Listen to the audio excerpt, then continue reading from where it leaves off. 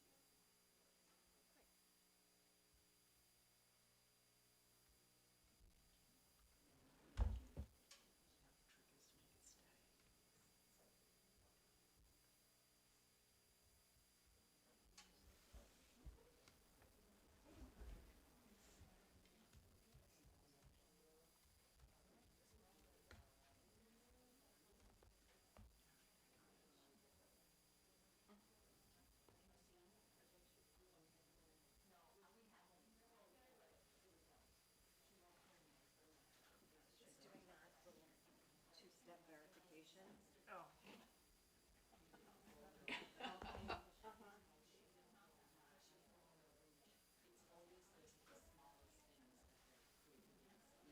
Oh, all of a sudden it's working. Don't question. I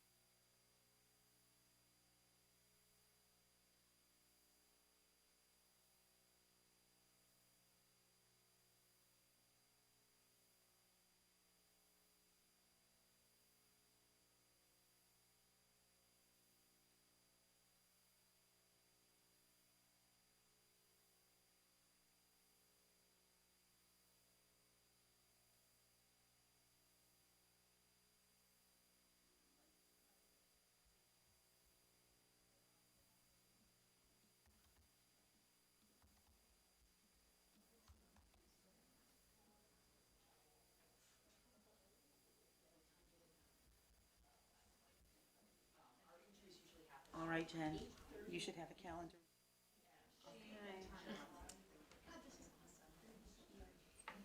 That's what this is.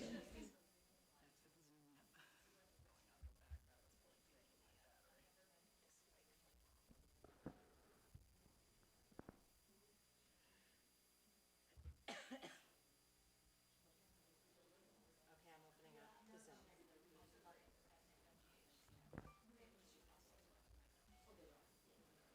They go back.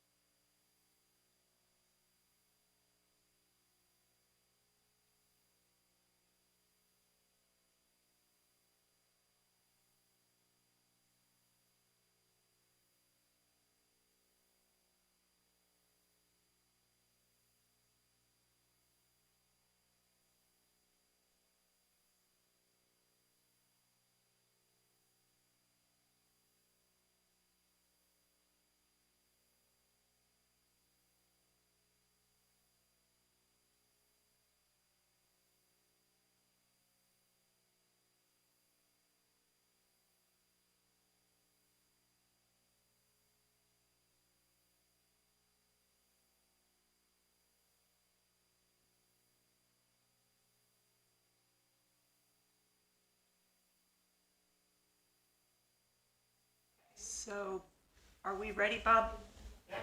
All right, so let. Okay, it's good. No, just let her.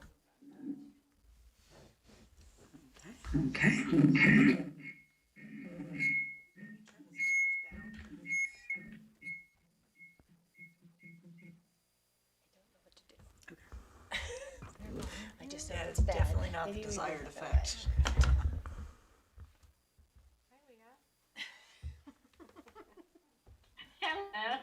Okay. So we can turn it down a little bit. Whatever that was. Complicated. There's a volume over on that speaker near you. Is not. I don't know if that. All right, so test again, Leah. Can you say hello? Can you say hello, Leah? Hello. Okay, so that's better. Hello. Yep, okay.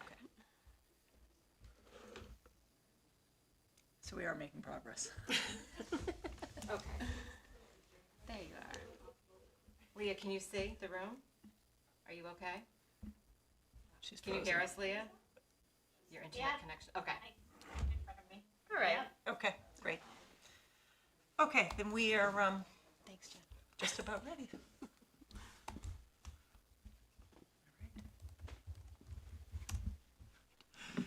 Good evening. Thank you for your patience waiting. We did just return from executive session, which got us a little bit delayed getting our technology set up, but I want to welcome everyone to the Thursday, April 28th regular meeting of the school committee. I would ask that those who are able and would like to rise to join with the Pledge of Allegiance to do so. I pledge allegiance to the flag of the United States of America and to the republic for which it stands, one nation, under God, indivisible, with liberty and justice for all. Okay, so we are going to start out the first item on the agenda with public comment. Are there people here who would like to come up and speak for public comment? Yes. Okay, come on up. So I'm going to ask, actually, because if you want to leave contact information for us to follow back up with it. Sure, I think some people in the room know me and have my I know, contact yes, information, but not just if sure. you want follow-up from us, just, Sure, and anybody absolutely. else, not just for you, because Sure, you know that absolutely, perfect. I could track you down, but, Sure, absolutely. My name is that- Andrea Benson. Okay. So I'm the parent of two HPS students, and I'm here tonight to express some concerns that I have around how HPS identifies and services students who are struggling to learn how to read. I want to encourage this committee to take a much more progressive and aggressive approach to ensure that all of our students are given the appropriate education that they need to learn how to read. Hopkinton is one of the best school districts in the state. We should be leading the transformational wave that's sweeping this country, this state, adopting more modern, science-based structured literacy programs for all of our students. My younger daughter was diagnosed with dyslexia last year. She was in second grade. Unfortunately, it took the pandemic and remote schooling for us to identify her and diagnose her. The school system, unfortunately, did not identify her as high risk for dyslexia, at least not to my knowledge. But my husband and I did see her struggling every day with her schoolwork from our kitchen table in the spring of 2020. So we asked the school for a full evaluation. We also sought our own outside evaluation, and both found that she had a specific learning disability in reading. That's dyslexia. Now, to be fair, the school did find that she was struggling with reading all the way back in kindergarten. She was placed in LLI, and she was in LLI for the rest of kindergarten and first grade. My husband and I were thrilled that the school was giving her extra support in reading, but LLI wasn't what she needed. She didn't need to learn by learning picture cues and guessing at words. She needed structured, systematic decoding instruction. Now, she is in an appropriate program at school today, so thank you. She's with an Orton Gillingham certified teacher. I just wish that she had been identified a year and a half earlier and not wasted the time of the year and a half. Third grade, you need to learn how to read, or you need to be able to read to learn. She's in third grade this year. She's still learning how to read. As a district, we need earlier and more thorough screening. We need to identify these kids. We need to train and encourage our teachers to help identify these kids. We need parents to know when the school is concerned about their kids. Once we've identified the students, we need to provide them the structured literacy programs, not the balanced literacy programs that teach picture cues and guessing of words. That's not teaching learning, teaching reading. Dyslexia affects somewhere between 10 to 20% of the general population. It's not rare. That means that in every single one of our classrooms, in every single one of our schools, there's somewhere between 1 to 2 kids in those classrooms that has this, needs structured explicit instruction, and we may not have identified them or been providing them that specific instruction. Many districts in Massachusetts are now adopting new programs, more progressive programs for reading education, and I really believe that this district wants to do the same, needs to do the same. Let's throw out some of these older programs. Let's not actually fall into the marketing hype of some of these programs. Let's look for science-based structured literacy programs. Let's implement some broad teacher training programs to help everyone identify these kids and give them the support that they need. Do we want to be a leader, or do we want to be a late adopter? What's stopping us? We can be the leader. We have an amazing administration. We have amazing educators. We have the knowledge, the will. Nothing is holding us back. Thank you. Thank you. Are there other public comments?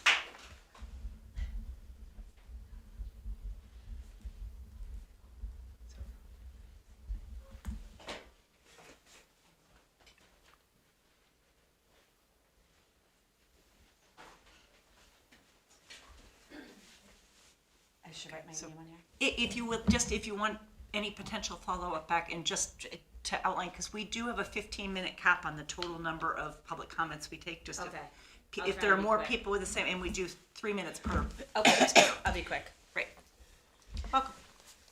I'm Caitlin Terrell, and I have 2 kids in the school system, and my daughter, my youngest daughter has dyslexia. I'm not used to using reading glasses, but I need them. She's in 5th grade, and we've been dealing with this for a really long time. In Hopkinton, it's hard to assess how well the programs our town has implemented because the parents of children with language-based learning disabilities get outside Orton Gillingham tutoring, which is extremely expensive, outside of school. It's not equitable to expect families to foot the bill for out-of-district placement, tutoring, advocates, mediators, lawyers, and neuropsych ed evals. If we don't do this for our kids, they fall even more behind. And if a child has an average range IQ, they should be able to access the curriculum, because we now know there are programs out there that work for everyone, including dyslexics. I teach my kids there are needs and wants in this world, and if we are entertaining using resources for gifted kids, I consider that a want. Every child has the right to learn to read. It is a need. As a district, we need to meet the needs of everyone, especially if we are considered one of the best school districts in the state. And I think that includes training teachers with evidence-based teaching methods. And that's basically all I wanted to say, that we need to really use the most up-to-date teaching methods, having proper training. I think that parents aren't always educated on all this stuff of what's available out there, and we think that what they're being given or offered is the best, and maybe it's not. So I think that's the most important thing I wanted to say tonight. Thank you. Thank you. Somebody else? Name really quick.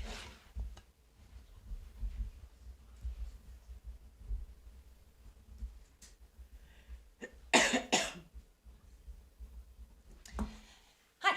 Welcome. Thank you. I'm Sabine St. Pierre. I'm the mom of a 2nd grader. He was identified with dyslexia in 1st grade, also delayed because of the pandemic. I will say he was identified by the district. He eventually is receiving the services now that he should be receiving. But I want to speak more to the emotional toll that this has had on kids. I'm on a lot of forums of parents with dyslexic children, and it's heartbreaking.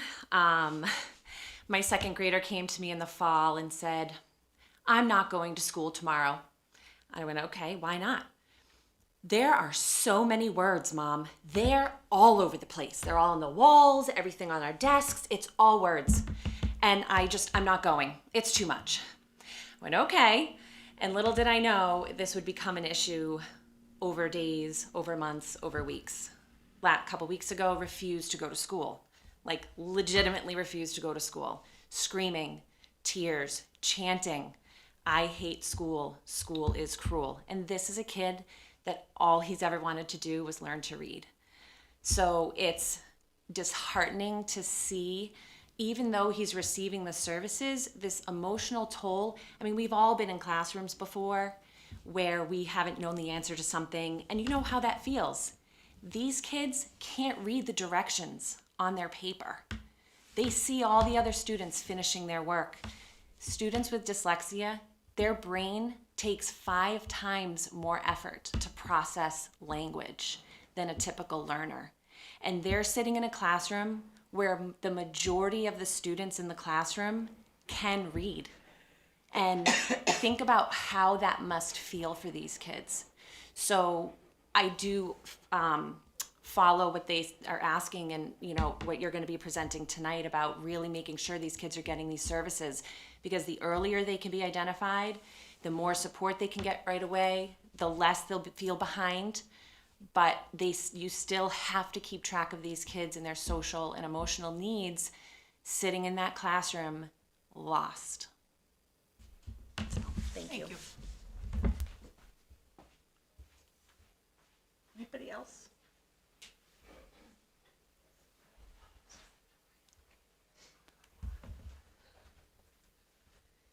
Welcome. Hi, how are you? I'm good. How are you? Very good, thank you. I think the reason why this is so difficult is because we don't actually know what dyslexia is. Before my son was diagnosed, I just thought of it as something that Tom Cruise, Johnny Depp, you read words backwards, letters backwards. It's so much more than that. If you take the word Pacific Ocean, there's 3 C's in that letter, in that word. And each one of those C's makes a different sound. Pacific Ocean.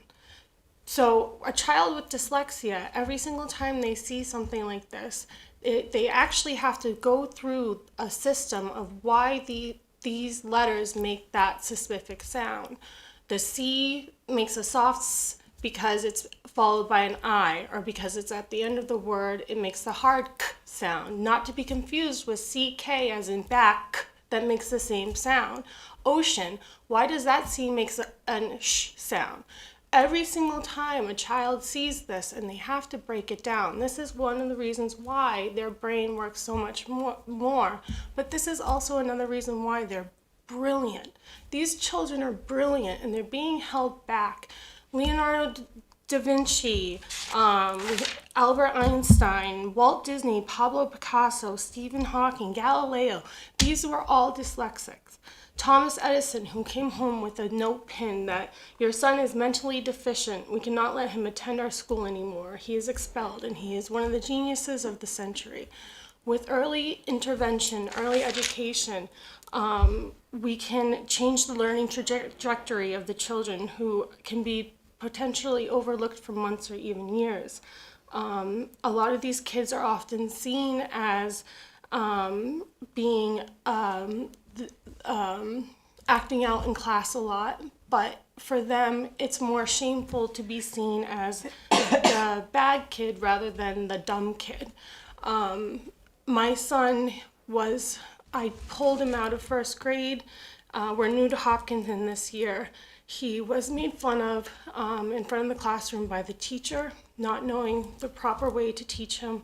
And I am so thankful for Hopkinton, and I want to thank Mrs. Wallner, Mrs. Cook, and Mrs. Callahan especially, because they have changed my son into having a safe place to go in school. But I homeschooled my child for 2 years, teaching myself how to teach my son to read and write because he couldn't get that at the school system. I just think that there is such an importance for these children to know how brilliant they are and that they can achieve anything. It's a different way of learning, and we need to supply that to these children because the sky's the limit for them. And the only thing that's holding them back is us not knowing exactly what dyslexia is and how to move forward from there. And I think that's enough. Thank you so much Thank for you. sharing.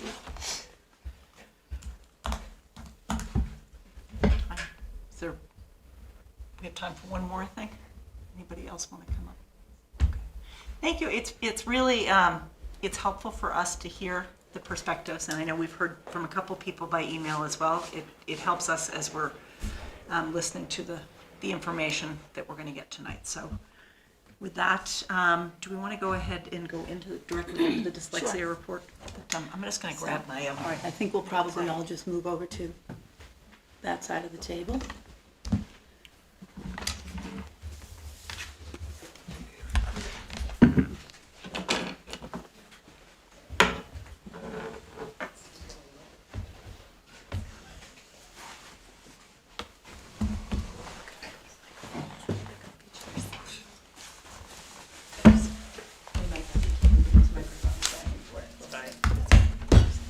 yeah.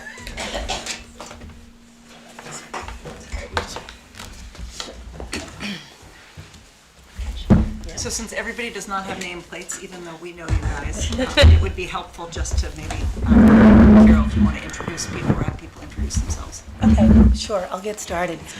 First of all, I do want to thank all the parents who have come here tonight to have this opportunity for public comment. And I think that as we go through this presentation, I hope that you'll see that sort of our hearts are in the same place where yours are. Our goal is for every child to learn how to read and to read at, at least, at grade level. And that would be a great thing to happen in the Hopkinton Public Schools. So as we go through this presentation tonight, I think you'll see that a lot of the things that you're sort of talking about and asking about are things that we have certainly considered.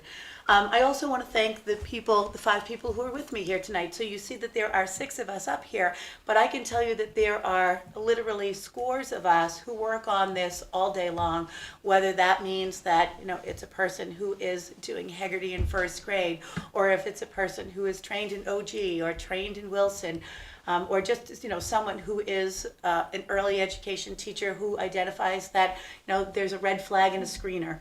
So all of the people in our school district are working on this all of the time. So before we get started, I am going to ask people to introduce themselves and just state their role. And we'll start with Deborah here. I'm Deb Moriarty. I am the director of ELA K6. Hi, I'm Karen Zaleski. I'm the Director of Student Services. Hi, I'm Vanessa Bilal. I'm the principal at the Hopkins School. Beth Callahan, Special Ed Team Chair for Elmwood and Hopkins School. And Jen Harrison, Assistant Superintendent. Okay, so I'm going to begin, and I'm really the 30,000-foot view person here. I am not the lady who's in the trenches every day, who's doing the hard work with children. But this certainly has been something that I've been thinking about at least for maybe 5 or 6 years, for as long as I've been here in the Hopkinton Public Schools. So my first order of business was really to educate myself on what is dyslexia. And Sally Shaywitz, I think, has a very nice kind of layperson definition, and she describes it as a condition where people have trouble matching the letters they see on the page with the sounds those letters and combinations of letters make. And when they have trouble with that step, all the other steps are harder. So what we do know is that years of research show that dyslexia is not related to an individual's intelligence or to an individual's motivation. But what we do know is that it's a language-based difficulty, and it has a neurobiological basis, and we'll take a look at some of the pictures around that. Scientists have discovered that there's no single section of the brain that is solely responsible for learning to read. And we'll take a look at the brain in that bushy model so that you can see how many parts of the brain are actually activated when a student learns to read. Because we do have PET in those kinds of scans, we can see that the brain is actually altered. It's not a natural thing for the human brain to read. So as kids begin to learn how to identify letters and the sounds that correspond to them, and then make meaning of the words when you string those letters together, the brain actually physically changes. And then the final piece is that individuals who don't have dyslexia can engage that middle area of the brain or the temporal lobe to support phonological awareness for decoding and discriminating sounds. So they begin to recognize familiar words, and that's controlled by an area in the back of the brain known as the occipital lobe. And when we consider how to pronounce words, individuals use the frontal lobe located in the front of the brain. So all of that is happening in a typical brain, and that's not how it's happening in the dyslexic brain. So it's clearly a whole lot harder for our children who are diagnosed with dyslexia to learn to read. Another thing that we know is that dyslexia lives on a continuum. So if you were diagnosed with dyslexia, you're probably not the exact same person as the child who sits next to you diagnosed with dyslexia, or the child who was in that teacher's classroom the year before with dyslexia. All right, so I like these questions as well. These are also Sally Shaywitz questions, and they are part of her FAQs, and so these really just come from her website at Yale University. So the first question is, can dyslexia be cured? It cannot be cured. It's lifelong.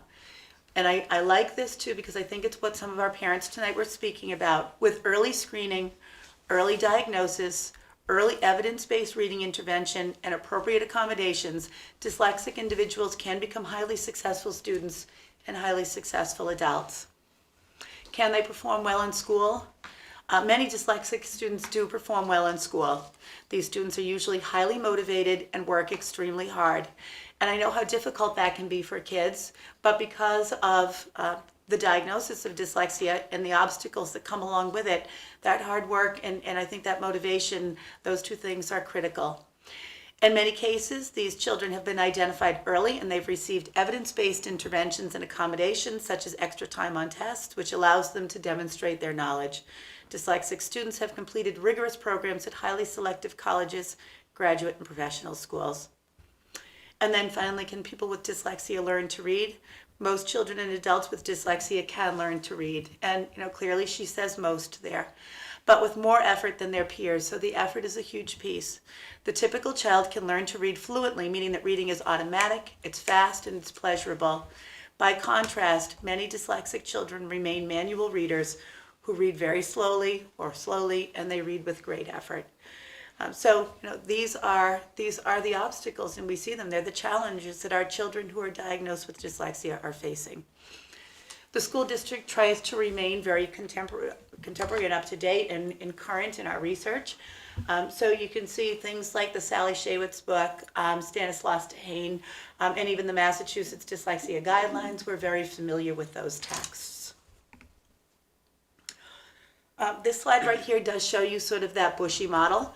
And this is a Stanislaus Dehaene, and I think this is just an illustration of what I was just speaking about, that when we start to see letters and we start to see text, those are all the areas of the brain that need to be activated in order for children to be able to learn to read. So the red section identifies letter strings, the green section does word meaning, the orange does sound patterns, and the yellow is mechanical, meaning that sort of top-down notion of reading. So this is just a good example of the kinds of things that we as administrators and teachers in the district are starting to learn. So one of the things that we know now is that in your brain there is a belief that you have bigram neurons which connect letters and that cause words to sort of stream, and so you kind of pick up on that streaming. A typical brain will pick up on that streaming. So something like the word garden, for example, the second example, if your brain, a typical brain, not a brain diagnosed with dyslexia, sees the word garden or sees the word G-A-R-D-N, your brain will turn that into garden, even without an E there, because it's used to identifying those strings of letters. our brain tends to resist to a degree the inversion of letters. So if we try to do the same thing with the word badge, for example, and we took out the A and we inverted the G and the D and we had the B, G, D, E, it would be very unlikely that even the typical brain would be able to say, oh, I get it, that's the word badge. We also know it resists the inversion of letters because if we took something like irregular and we separated it out, you don't look at that and with the same automaticity say irregular because we've just separated those letters, so you've broken the string. So one of our parents tonight said, when we have kids and we say to them, look at the pictures and see if the pictures are going to help you. Sure, those pictures might actually help you understand what's happening in a particular text, but those pictures are not helping you to identify the words on that page, truly. And we know that. We also worry about those kinds of texts that use like the memorization of repeated language. So sometimes you have those texts that will say, look at my pants, look at my coat, look at my mittens. And although a child is memorizing that, look at my pants, look at my coat, they're not technically reading that because they've just memorized it. It becomes very easy for them to do that. Sometimes we see the same patterns kind of happening with math word problems. If you're asking kids to do that same math word problem over and over again, mathematically they get it, but this moment you change the language and you're asking them to do something mathematically, those children can't do that math problem, and we start to see that. So the district is very much aware of this kind of science. And now I'm going to hand this over to the people who really know what they're talking about, because these are truly my experts. Thank you. So as dyslexia science has evolved, the practices in our school have as well. As you heard tonight, we are a advanced school district, and we pride ourselves on utilizing evidence and research-based practices. So in the spirit of that, we've outlined 5 areas that we've really focused on over the past 5 years, and you'll hear about this tonight from each of us. Have a piece in explaining what we've done. We've done early literacy screening, and we're continuing to examine that. Utilizing formal and informal assessments. Student profile development. We are constantly looking at identification and intervention, how to provide services and how to recognize students with needs. 5 years ago, I embedded into my budget roughly about $50,000 to begin the training of personnel, and that's ongoing today, and I'm going to show you folks where we're at with that tonight. And I have some percentages to share with you as well in terms of where we are at with this. So moving forward, we'll talk just a little bit about the ways that we do screen our students. And I know some of you asked questions about that earlier this evening. So as much as we can say we think it's the right thing to do for students, we know it's the right thing to do for students to identify them earlier. We're also supported in those efforts by Mass General Law, which tells us that it is our legal obligation to identify students who are struggling in this area and who are showing early signs that could possibly be connected to dyslexia. So we have a number of screeners that we are using, and as Dr. Zaleski said, some of this has evolved over the past several years, and I think as you mentioned, is Mrs. Benson? It is, yeah. That you always want to make sure that you're current and that you are using the most current tools that are out there. So what you'll see is a cross out here, and what's crossed out is the use of the early screener DIBELS. And it's not crossed out because there's anything wrong with it. It's crossed out because we had used it previously. And that's a tool out of the University of Oregon. And there are plenty of wonderful reasons for using that tool. But after assessing the way in which we were utilizing it, we realized it, for our purposes, it wasn't the most efficient means of bringing together the most critical information in the most efficient amount of time. So the other thing that we knew about DIBELS was it was very much a standalone and it had no connection to some of the other tools that we were using to identify our students' performance levels in early literacy. But the Renaissance Star tool is something that we had been using previously, not for early literacy, but for reading progress. And Deb Moriarty, when she started out as a reading coach, and with Dr. Kavanaugh and some of our special ed folks, especially at the Marathon School, and with Dr. Zaleski, we started researching what other tools are out there that would serve the purpose to the best possible means that we could find. So we actually started by following up and looking into the Early Bird tool out of Children's Hospital that was put together by Dr. Nadine Gabb. And we were hoping, beyond hope, that we would be invited into their pilot study that they were doing with the newly developed screener. And we had multiple phone calls with some of her researchers. And their pilot at the time ended up leaving the state of Massachusetts. They wanted to expand it because the work started here. So not having access to that, but knowing we needed to make a change, we adopted the STAR Early Literacy, which is also a tool that, one, worked well with the other STAR reading tools that we have, and two, was promoted by the Department of Education. So where we've progressed, so we've been using STAR Early Literacy, and Deb Moriarty will talk a little bit more about that in more depth when it's her turn to speak.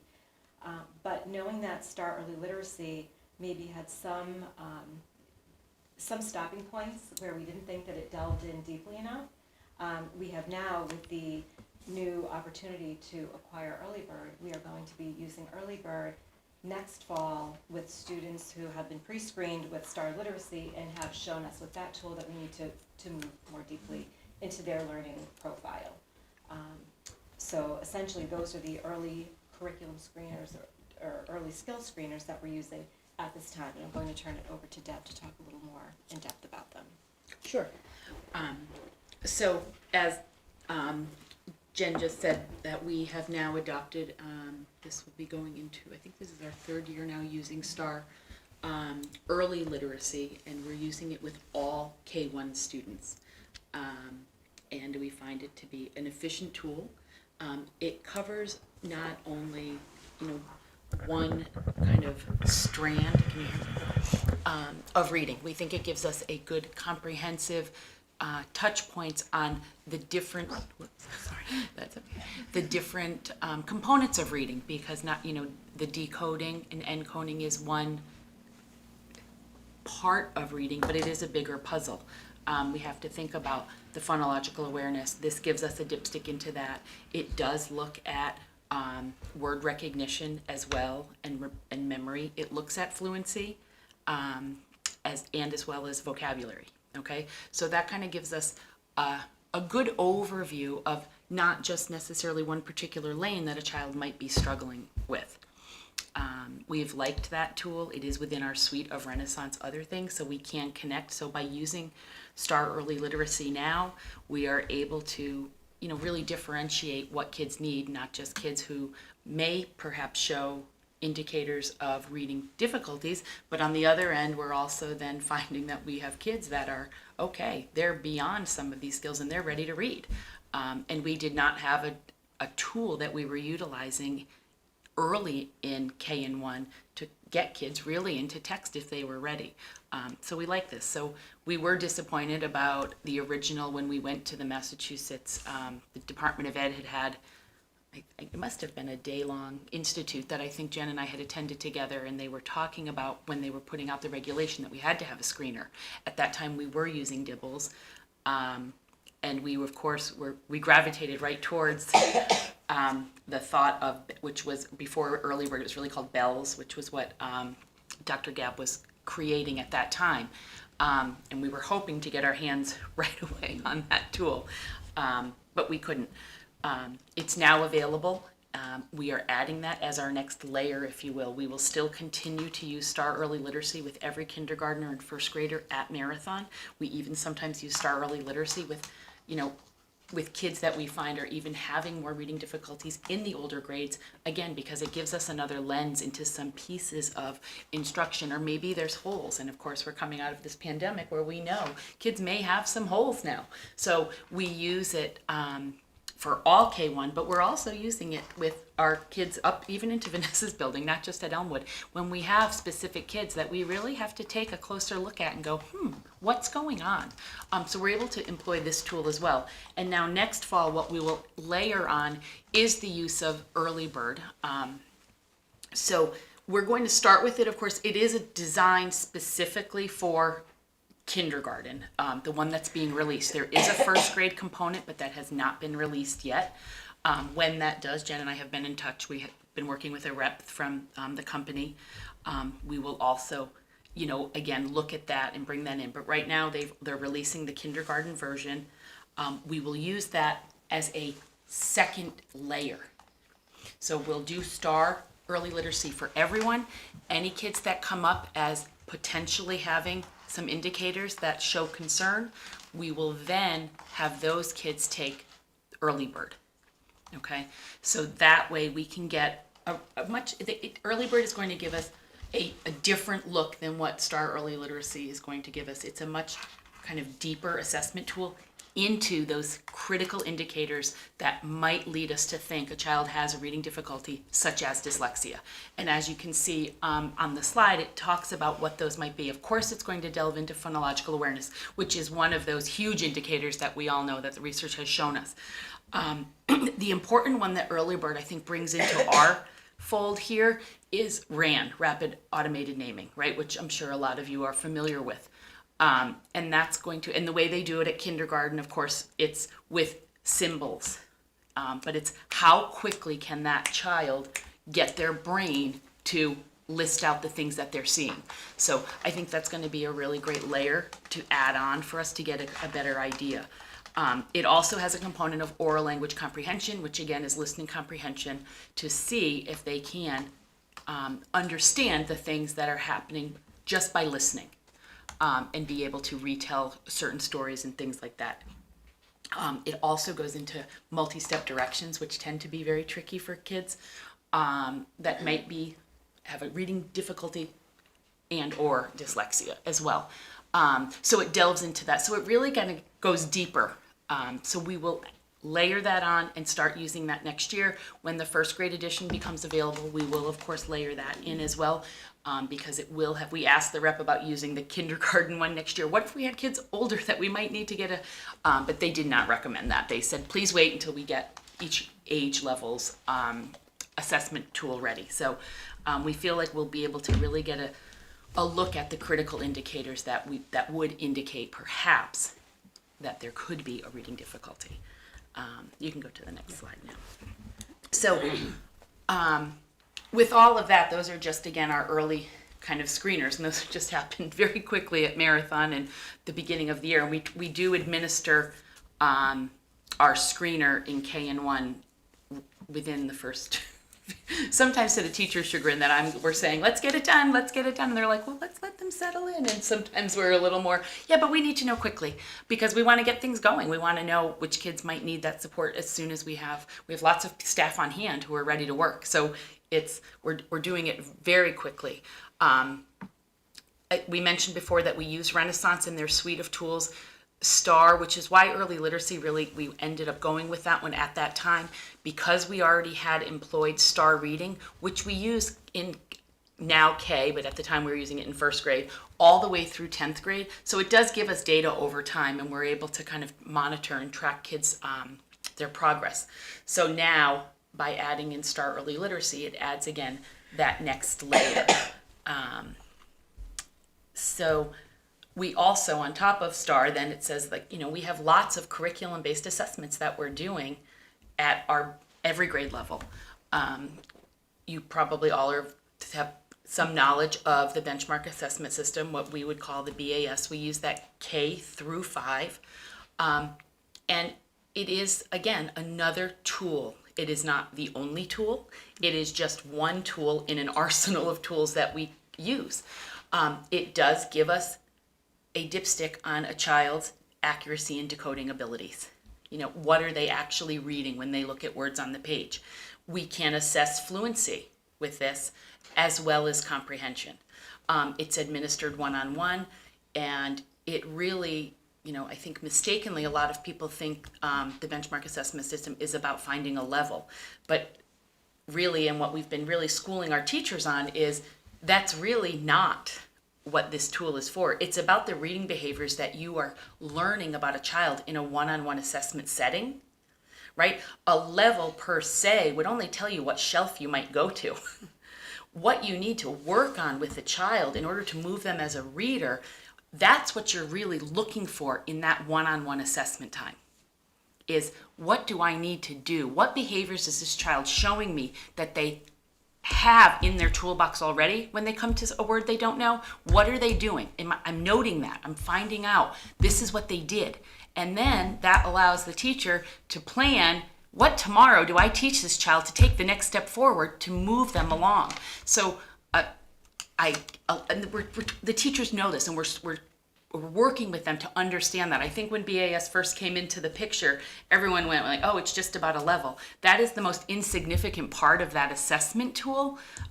Understanding and watching the reader in the moment to figure out what is it that they're doing, and how as a teacher can you take them the next step. You know, yesterday in the assessment, you said this for this word.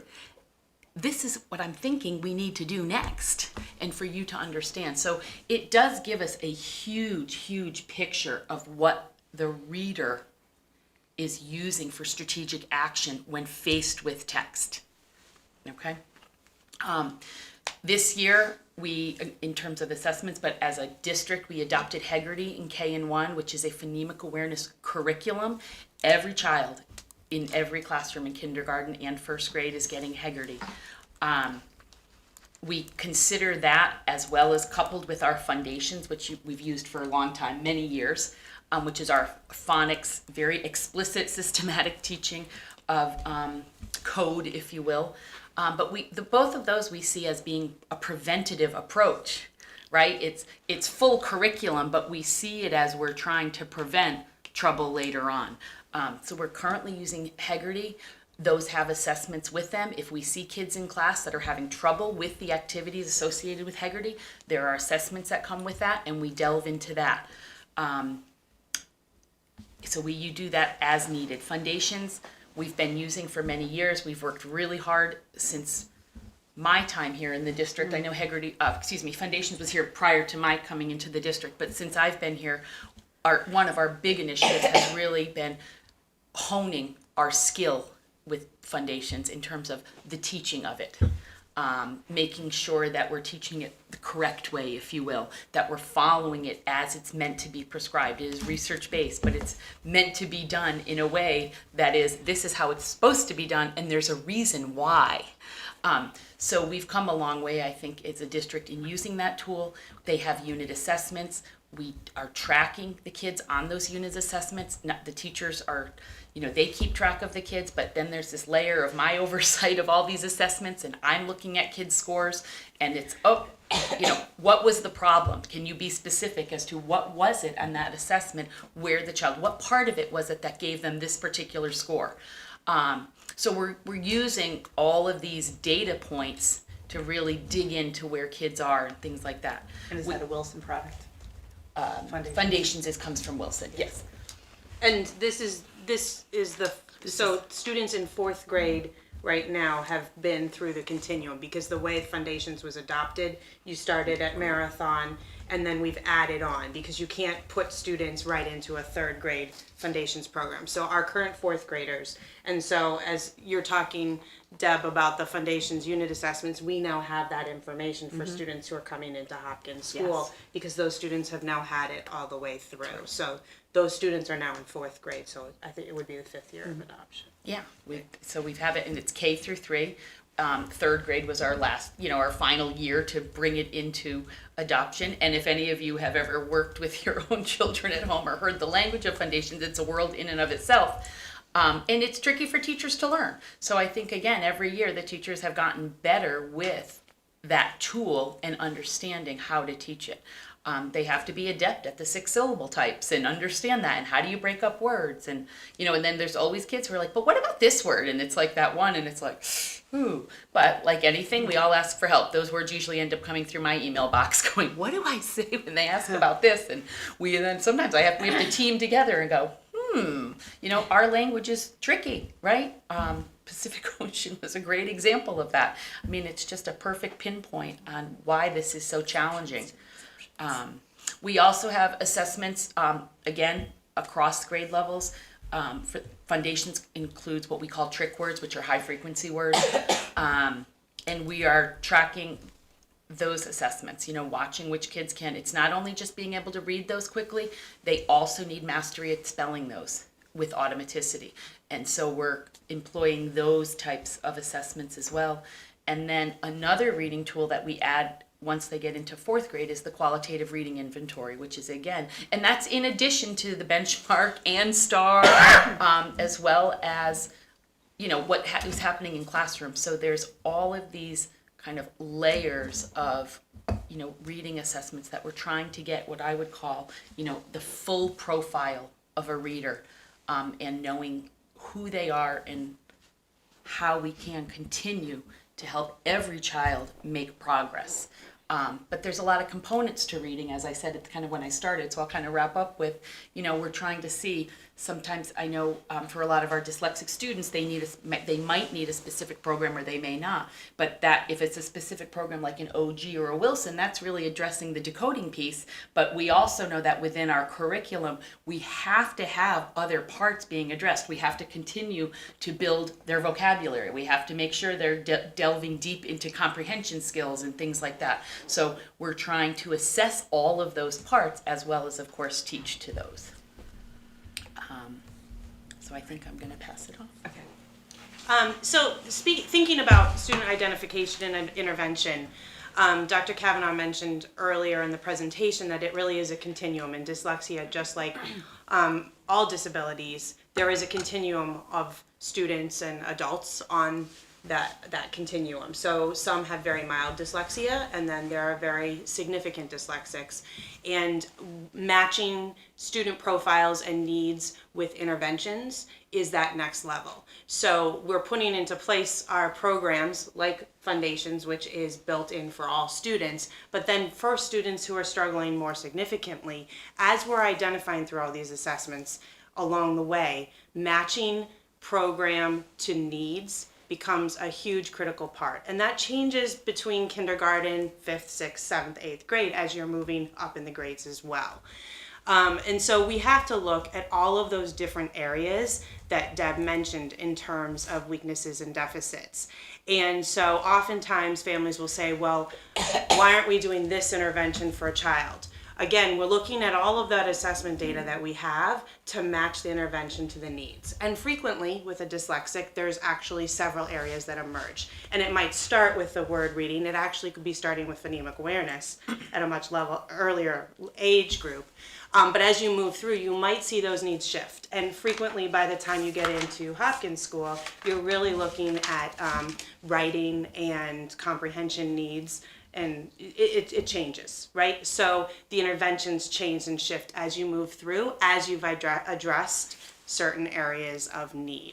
And so progress monitoring becomes really critical. And we do this both for our general education students and our special education students with different tools depending on their areas of need. But I think it's important to recognize that a lot of our curriculum-based assessment measures give us that data that we are looking at all the time. So for example, while Foundations as a program, somebody earlier mentioned the idea that you learn to read by 3rd grade. That's sort of that bar that everybody talks about, and then reading to learn. And that certainly sort of has been something that people have said for a long time. You learn to read by 3rd grade, and then you read to learn. We see that continuum still going into our school, and so when we're looking at progress monitoring, that data from Foundations, for example, helps us figure out what additional tools we need to. So if we have students that we're looking at and examining data as principals, special educators, classroom teachers, with our colleagues at central office, we're always looking at that information and figuring out what do we have to put into place for each individual child. Certainly our learning support teams at all the buildings are looking at that as well. So when we have students that are struggling, first call will be for the team of teachers and educators to come together and figure out with interventionists what can we do to support the classroom teacher, or then look at the tiers, which we'll get into in a minute.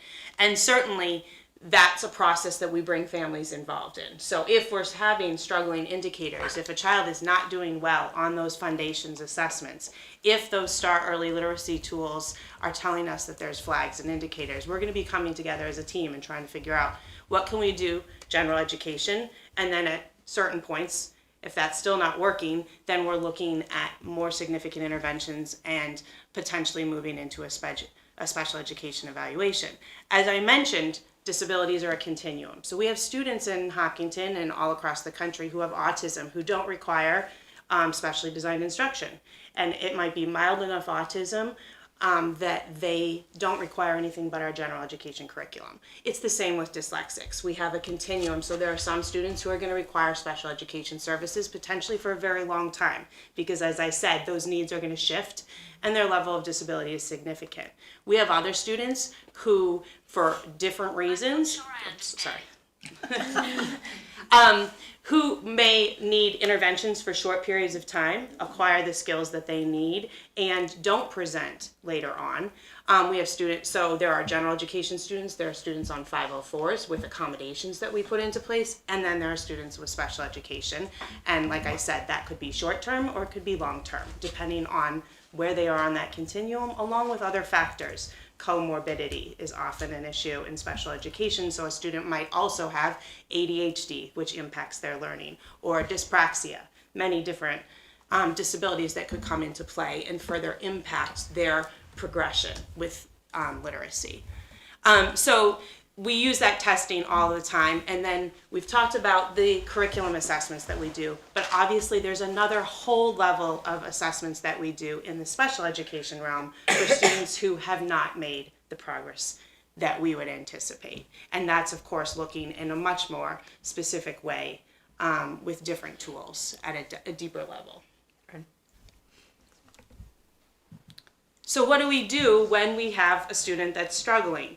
You've probably heard in past presentations that we talk about tiered interventions. And so tier 1, we really think of that as our preventative general education curriculum. This is what Deb was talking about, comprehensive and differentiated. I was here a couple weeks ago, we were talking about differentiation. That is the key for education, right? We have to look at each individual learner and make sure we're matching what their needs are, whether they are much at a high level and have already learned to read at 2 and need something very different, or students who are still struggling. So our tier 1 program, that is critical. And that is what we work with all of our classrooms all the time.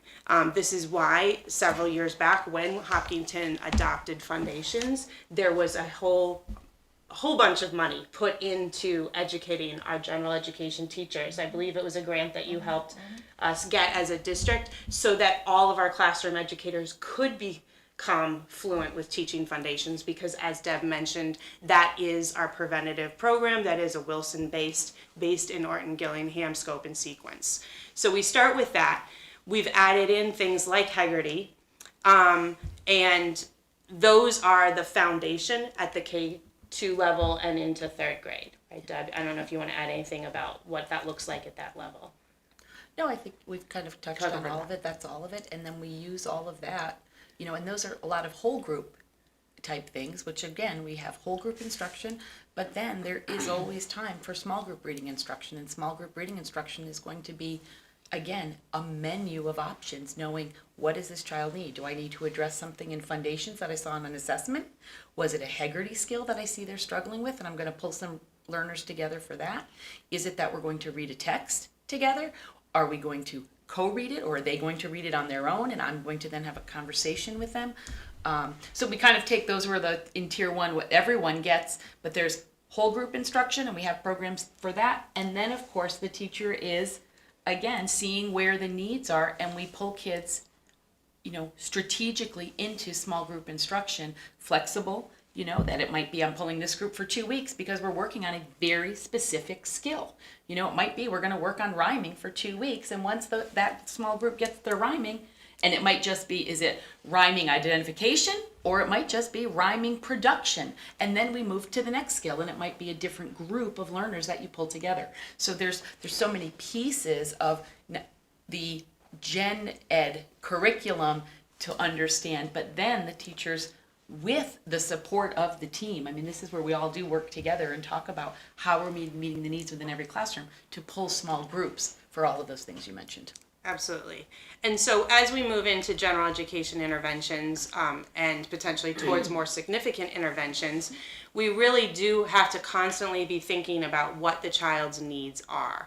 And so as we've talked about, there's certainly, when you hear dyslexia, you're frequently talking about word reading, right? And so starting with decoding skills, and that's why you're talking about Orton Gillingham programs. That's what they're designed for. And we have students that really need more work with phonemic awareness. So the general education interventions and interventionists at the different levels, as Deb described, are pulling based on specific areas and skills. When you're looking at phonics and decoding skills, we use structured, sequential, systematic, and multisensory programs. They fall under the umbrella of Orton Gillingham program. That is the program, those are the programs that have been identified as science-based that work best for phonics instruction, decoding, and coding. And in Hopkinton, right now we have foundations, not only as a general education program, but there are foundations parts that are intervention specific for K-3. As you move up through the grades, using all of that data that we have, if a student has decoding and encoding concerns, we have now another program that is also an Orton Gillingham program called SPIRE, and that is primarily at this point a general education intervention for students who they're presenting in their data that they need more.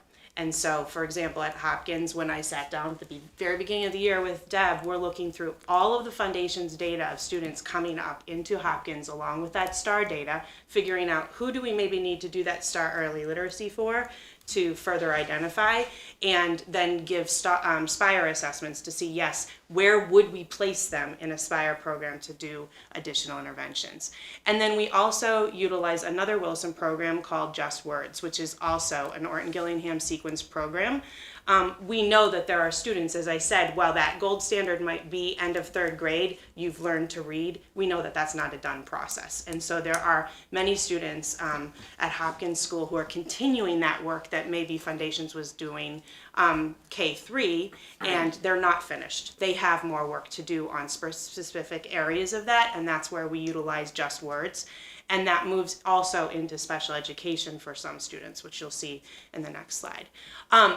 But what I want to say is, though, we're talking about dyslexia here. We've talked about that there's a continuum of reading disabilities, and frequently, while decoding is the primary underlying need, by the time they get to third and fourth grade, as we look at our data, oftentimes the students actually do have much more intact skills because we've put so many of those interventions into place. But there's still residual needs in other areas. Comprehension is often still much of a need, and that's where another program like Level Literacy Intervention in addition. So it's not a standalone unless the child's only need identified as comprehension. So it's not something that is utilized specifically for the decoding. That's where those phonics-based programs are for. We also have to look at fluency. Some students master the decoding pieces, but they still have not become fluent readers. And we have several options depending on, again, where they are on that continuum. Things like Great Leaps, the Brzezinski and Fry Fluency Program, and also Wilson Fluency are all utilized as you move up through the grades, and certainly in fourth and fifth grade where maybe the decoding has now been set. And then Wilson and Orton Gillingham obviously also have fluency built in as well. So here we are at Tier 3, and these are typically our special education interventions. So students at Tier 3 have likely been identified through the special education evaluation process. What that tells us is that previous interventions were tried and did not yield adequate progress. So something more robust is required. Sorry, I just take my notes down here. So again, Mrs. Bilal went into really great detail on a lot of our interventions, but I think what's most important with the special education interventions is that these interventions are selected based on the assessment data and what the data is telling us from the special education evaluation. Not only that evaluation, but also the curriculum-based assessments and all the other data sources that we have collected ongoing. So these interventions are again aligned to the areas of need. And then at Tier 3, it's really perhaps an increase in frequency, intensity, and we're using programs that have a more restrictive program model to follow.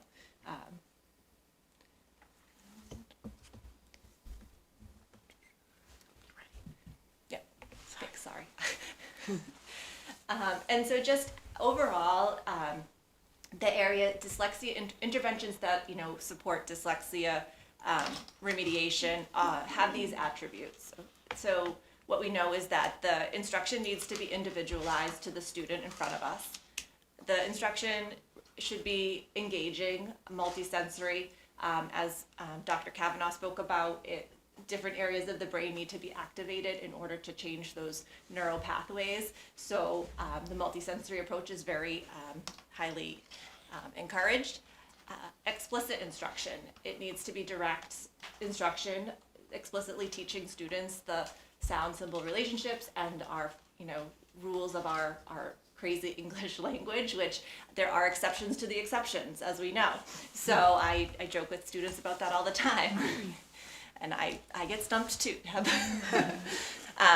These programs are structured and sequential, and they're moving from more simple skills to complex, and they are providing students with continuous feedback, and the implementer, the educator, with ongoing progress monitoring. Is there anything else I wanted to say about this? I think just also I would say that our tiers of intervention, as we explained, tier 1, 2, and 3, all have programs and methodologies that fit this criteria. So across the tiers, we are aligning our interventions to support, what we know about students with reading difficulties. And if I just might add to tier 3, just as a matter of clarity, you can have double doses of different interventions in general ed at tier 3. Special ed is usually beyond tier 3. So we captured it within tier 3 to show that there's an increase in frequency in interventions, but special education even takes it a step further with the specially designed instruction, and it can occur in specialized settings. And I don't know if there's anything else you want to say about that as well. I was just going to say there is a fluidity too, because we've adopted this suite of Orton-Gillingham programs. The scope and sequence is the same across those. That's been research identified, science-based. And so therefore, students who are Inspire and our data is showing us they're still not making the right progress, then we would be looking at a more restrictive, more extensive program, because the data tells us to go that way. And that's one of the great things about having a suite of intervention options, is that as a student is showing us with lack of progress that it's not working, we would go to the more restrictive programs. And that's where you would see the Wilson or the Orton-Gillingham versus a Just Words or Aspire, for example. Thank you. So we've trained our special education personnel. As I said, about 5 years ago, we had both grant funding and we utilized, I actually built it into the budget, worked very closely in partnership with the team at the time, the superintendent at the time, and with a vision in mind, the 5-year vision, if you will, for how are we going to train our personnel and how are we going to get to where we are today. And so I put this together because I want to show you folks where we're at. The pandemic has definitely hindered some of our efforts, unfortunately, with our training efforts. But anyway, I put this together by building. So when we think of the two different programs that we're utilizing, the Wilson and Orton-Gillingham, with Wilson at the Elmwood School, we have 3 educators that are trained and certified, and one is trained but it's waitlisted for a practicum next year for certification. And again, that is definitely directly related to pandemic. We had folks signed up. I've been working on this for the past 2 years, signing folks up, putting them on wait list. We actually signed up and paid for somebody on a wait list and got notification after the fact when the person was supposed to have begun that it's no longer available. And that's just a reality. And so we're continuing to put people on wait lists. And I have to tell you, our educators are fantastic. I mean, contractually, they're not obligated to be working with me on August 1st, and it was like waiting for a concert in line to get into these programs, and they were calling me and emailing and working with my administrative assistants to make sure they got on the list, and even despite all of those efforts, they are waitlisted. So that is where we're at, and so that has definitely put a delay in the training of some of our personnel. At the Hopkins School, we have 3 educators trained. 2 are certified level 1, and 1 is trained in level 2. And we have 2 that are also waitlisted for a practicum for a certification at that level. At our middle school, we have 3 educators that are trained and certified in level 1. while currently training in Wilson Level 2, and 3 are currently training in Wilson Level 1. In the OG, or Gillingham umbrella, at Marathon, we have one educator who completed training last year and again was enrolled for a practicum in the fall, and the company pulled back. Similar situation at Elmwood, 3 educators are trained, 1 certified, and 1 is awaiting a practicum. And at Hopkins, we have 2 trained and 1 is certified. So this is a continuing effort in the district, and we are ever mindful of the training needs at the building levels, and we're going to continue to diligently work with our educators and the companies to put this forward. Also with training too, and with practicum work, you have to make sure you have the students. So you can't just sign folks up for a practicum and hope there are students available for that particular area of need. So it's really a thoughtful effort, and I know Beth and Vanessa are pretty expert in staying on top of that. If there's anything else you'd like to add about that practicum process, because you've worked directly with folks, is there anything else that I'm missing? Well, I mentioned earlier that dyslexia is frequently a comorbid disability, and so a lot of students under a pure Wilson certification, which in order to do that practicum, you have to have certain eligibility requirements for a practicum student, and that can be challenging to identify somebody who has just that pure piece that they want in order for the educator to go through the practicum in that way. Thank you. Let's put the next slide. So in putting together some percentages, so this is a slide with the percentages of students on IEPs with the primary identification of an SLD. And, I need to be transparent with the community in that the reason I put the term primary here is this slide does not capture SLDs that are secondary disabilities or tertiary disabilities, because if dyslexia is your primary disability and we're capturing that as the primary, that's fine. But we have students that autism might be the primary and SLD might be the secondary. So I just have to be upfront that this is not capturing everybody in the district, but this is capturing primary disabilities by grade level. So, and just, for clarity for those that are unaware, specific learning disability can be reading, writing, math. It's not just reading, okay? So at pre-K, 2.4% of the student body fall within this category. And you're going to see an increase as we go through the grade spans. At Marathon, it was 6.5%, and Elmwood 25%. And then when we get to Vanessa's building, Hopkins, we're up to 45.9%, and it continues to climb in the middle school, and then there's a decline in the high school. I know, Vanessa, you wanted to talk a little bit about Sure. the uptick and then the decline. Sure. When you're looking at students with the primary identification of SLD, that's going to be going along as the students move through the grades. And that is very typical that by this time you get to Hopkins School. So early on, students who are entering through EI before reading is really part of the process, you would see different disabilities being presented there. And so it's a very, very small number who would qualify under specific learning disability. But by the time you reach our level, students who have not made effective progress in reading, that percentage shifts. So students early on might be identified with autism at 2, or they have Down syndrome, and so they're already identified as they come into the schools in kindergarten and first grade.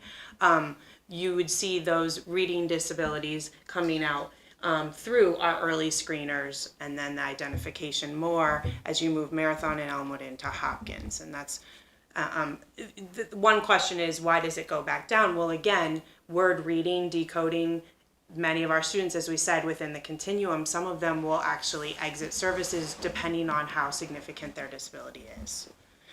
The other thing that I wanted to point out, if you look over in the blue area, is while we're talking about students who receive services for dyslexia or decoding and encoding needs, what I thought would be helpful to know is by Hopkins School, we are currently servicing about 14% of our students receive decoding, encoding, or fluency interventions.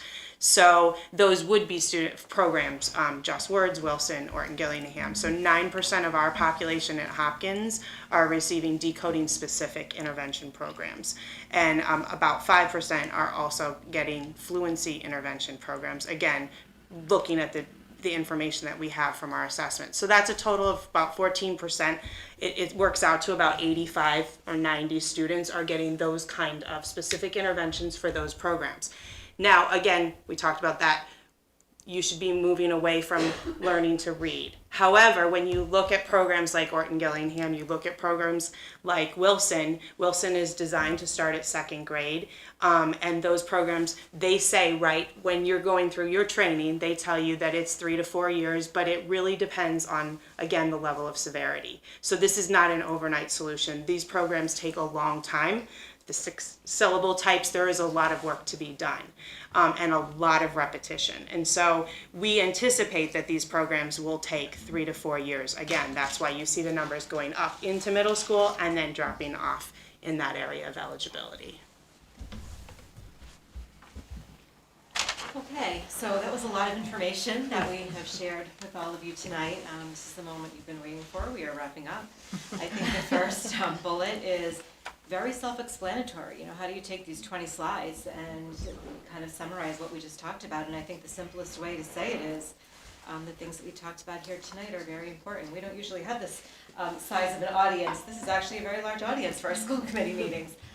But we appreciate the importance and the critical nature of the topic. And we also understand that there's nothing that's one size fits all about the programs, the responses, our students, what they need, and the way that we respond. There's some one size fits all to what we do generally, that's our tier 1, but obviously from my colleagues you've heard many of the approaches that we use in order to serve all of our students. And I think the other final thought that we had is because of that and because everyone's needs are so different, you know, we always encourage our families to reach out directly to the people who are the closest to your children. If you have questions, it's my colleagues who are sitting here at the table tonight, it's your child's educator, it's those who know your child the best, with the exception of parents who really know their children the best, and working together, you know, we know that we can provide very specific and supportive answers for our students. Can I ask a question? Yes, I think that might be the next slide is I don't want to cut you off. a if you thank have- you. No, I think it says thank you, okay.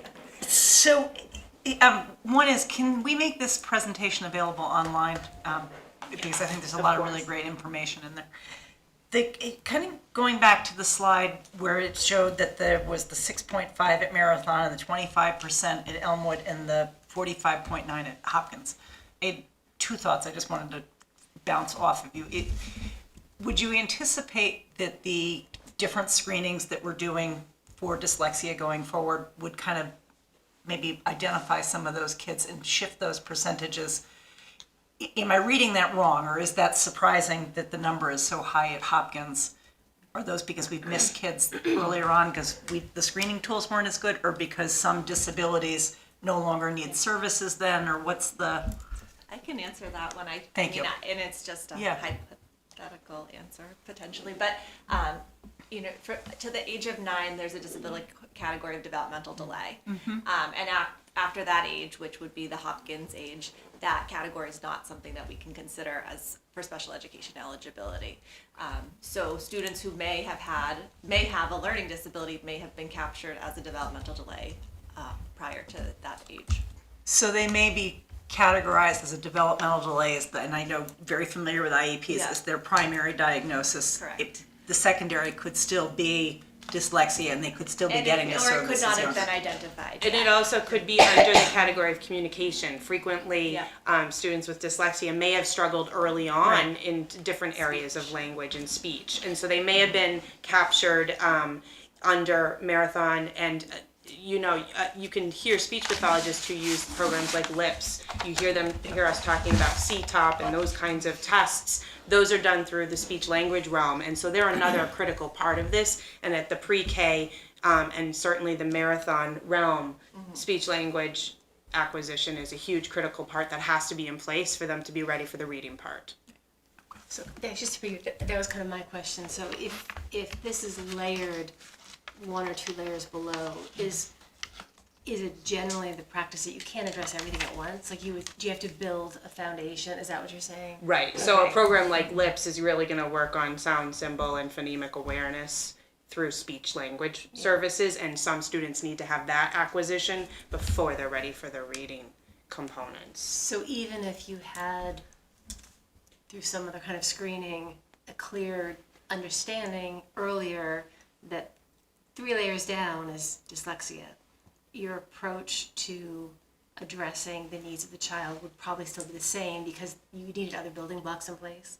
Correct. Okay. And we would also, and we'll just use primary, secondary as an example. There's a primary disability of, autism or another disorder, and the secondary disability was the SLD. That also could be captured on the IEP.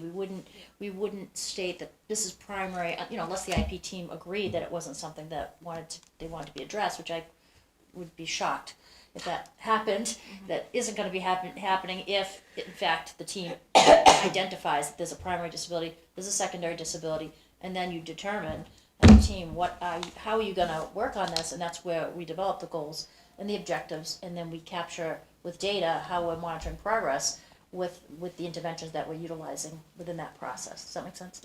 And just want to make sure that the audience understands that 31.6% is not the percentage of our students that are on IEPs. Right. No. Within Hopkinton Public Schools, you can look and see the data, but it's probably between 11 and 14, 15%, somewhat 12 for the average, right? And this data also captures, as I think we explained, the students that present with writing and math disabilities, and we do have a very rigorous math curriculum as well, so students are struggling in that area as well, so that could be reflected in those upper grade levels as well. Mm-hmm. Okay, that's a good point. Okay. You done with the question? That was my questions for now. Go. Just while we're on this slide, I wanted to understand the 9 and the 5% at Hopkins as the example. I was trying to follow when parents engage in the conversation, and I know you said like tier 2 or tier 3.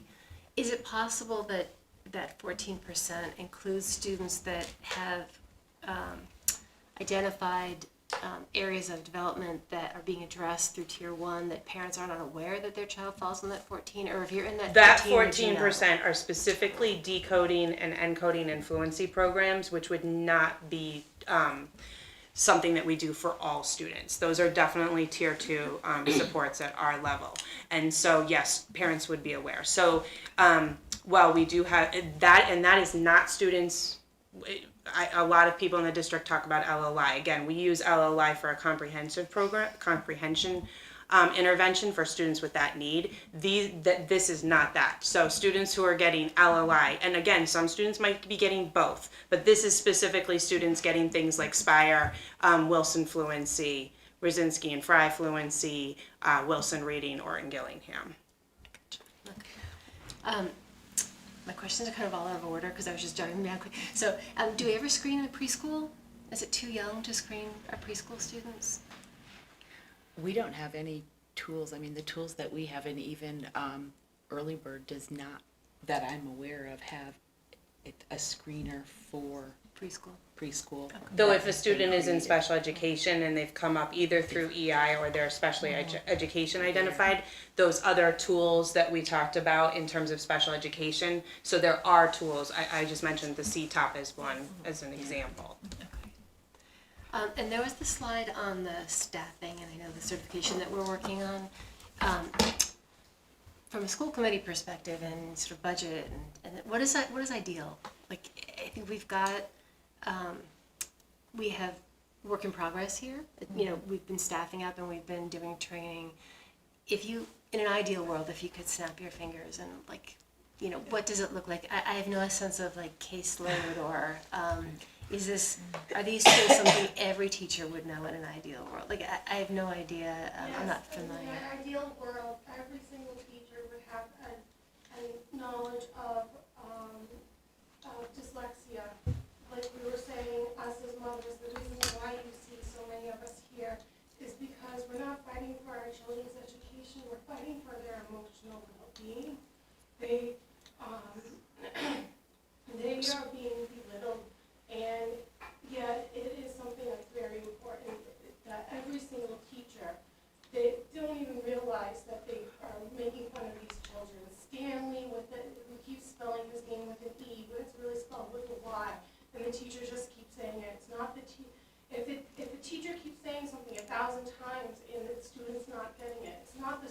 that's a slow learner.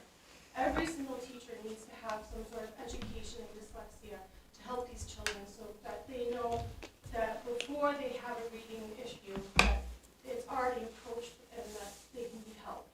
So, thank you. I want to kind of just circle back to see kind of what the plan kind of. Well, I from a mentioned the district- foundations training. Yep. Sure. So the foundations training for K-3 teachers has been instrumental because that is the general education and it is the scope and sequence that is Orton Gillingham based. So all of the educators who are doing that work, K-3, every teacher who's teaching reading is utilizing foundations, which is teaching them the syllable types and how to blend and how to work with digraphs and all of those components of reading. In terms of do we have enough? Well, we're continuing to beef it up. As Dr. Zaleski said, the biggest challenge right now has been getting people into those programs. But what I want to caution is that, again, once you get to certainly Hopkins, but even at Elmwood and then into the middle school, there's other needs as well. So while we absolutely do need to continue, and I have many special educators at Hopkins who are doing Wilson or doing OG and doing Just Words on a daily basis, they also have to be implementing writing programs. They're implementing math programs. They're implementing fluency programs, comprehension programs. So there's only so much time in a day that they have, sure. And many of these students have more than just a decoding need at that level. So does the foundations give some, I know it goes to the kind of a more broad, not just specific to dyslexia, but does it give specific to dyslexia as well?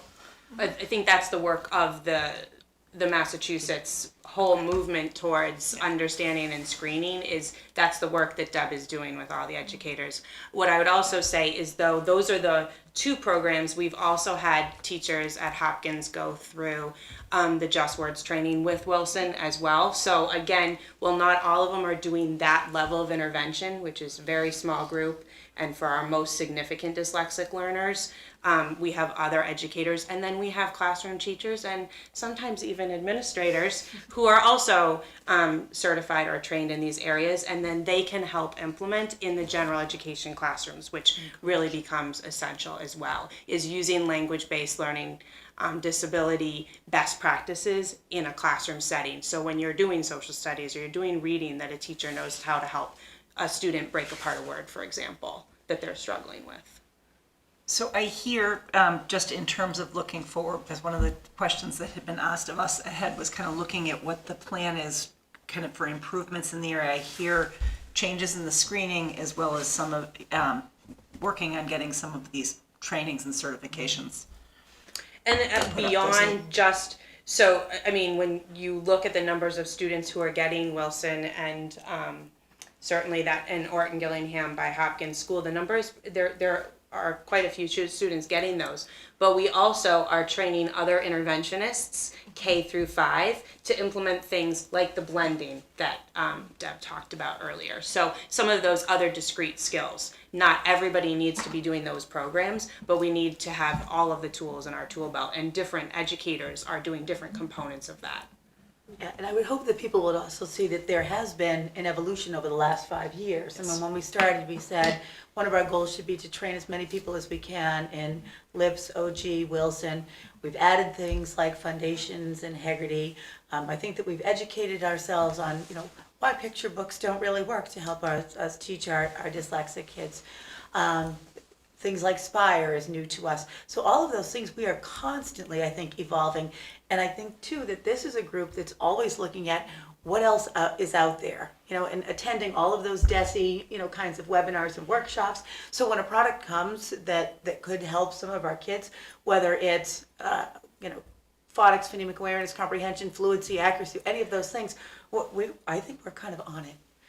So I wouldn't want people to think we don't have a 5-year plan. I think that this, I hope, is an illustration that over the last 5 years we've made significant progress. I would say, because I believe it was at a CPAC meeting probably more than 5 years ago, there was a conversation around what was available, and you would have been there to have remembered the conversation probably better than I, but it did not seem like there were nearly as many things available then as there are now.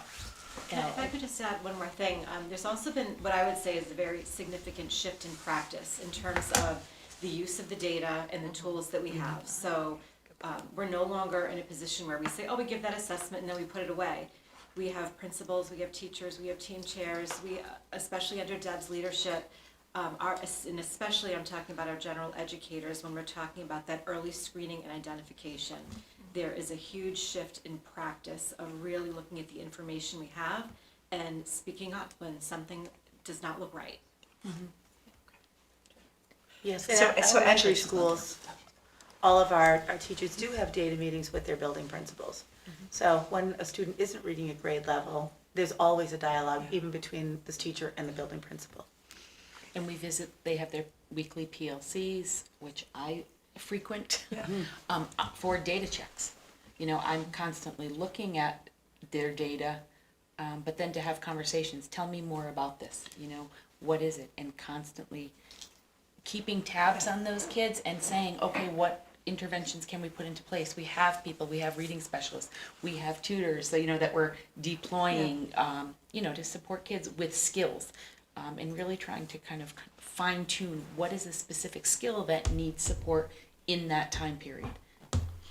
So, Yeah, I think that's one of the things that through this conversation, which has been phenomenal. I thank you all so much, but that I'm trying to reconcile in my mind, like, we do so many screenings, and we as school committee members see a lot of data. Dr. Kavanaugh shares with us how the students are doing, which reflects the work that you're all doing, and we see our MCAS data, we see, you know, just so much information that I have a hard time seeing 15 to 20%, that number of students that, you know, you hear about that have dyslexia or are on a spectrum, and not see, and wondering where they are in the numbers, because our numbers look, I don't see 15 to 20% of our students assessing, you know, way below, like in the numbers that we see. So that is something that I've been trying to is it that we don't have 15 to 20%, but then your data from Hopkins says that you are actually intervening with 14% of your kids. So I guess I'm trying to make sense of what parents are expecting to see as numbers and what we are seeing in terms of the evidence that of outcomes for our kids, which is very high. I think the other thing I'd love to point out is the unique challenge Hopkinton has in terms of our moving in population. We know that Hopkinton Public Schools is one of the fastest growing school districts, and these programs we are talking about are so, you have to go in a very specific sequence, right? We know that scope and sequence is essential. At Hopkins School, for example, in the last year, we've had 65 students move into our school. That's 10% of our population.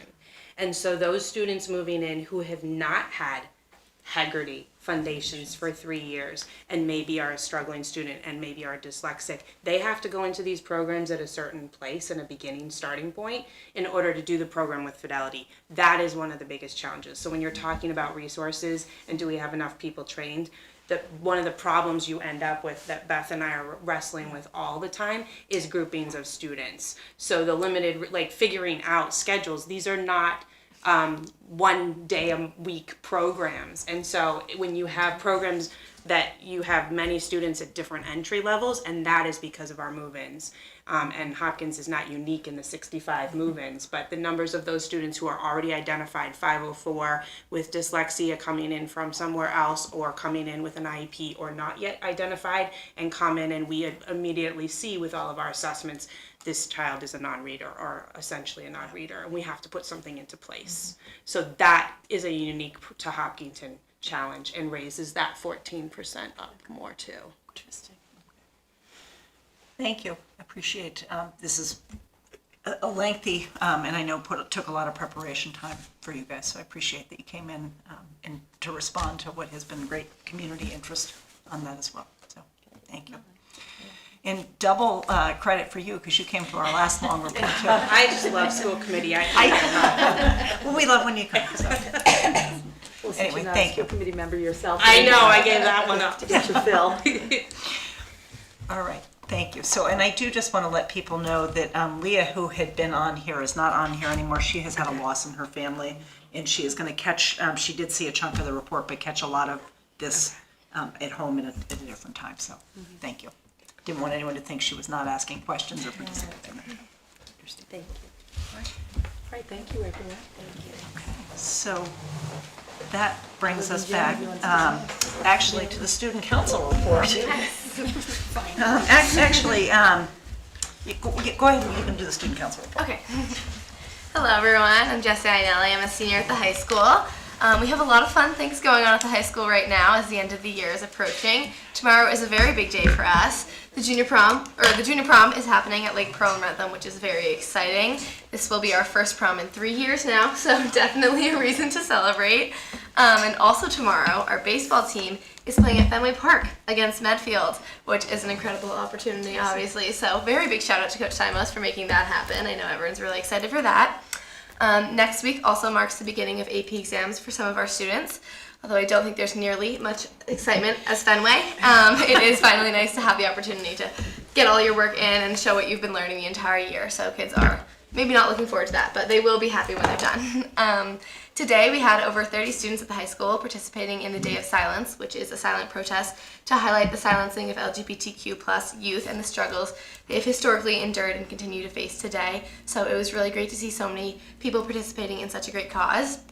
And then just to wrap up, I also talked with some students about some of the topics that they'd like to discuss with the school committee like we talked about last meeting, of course.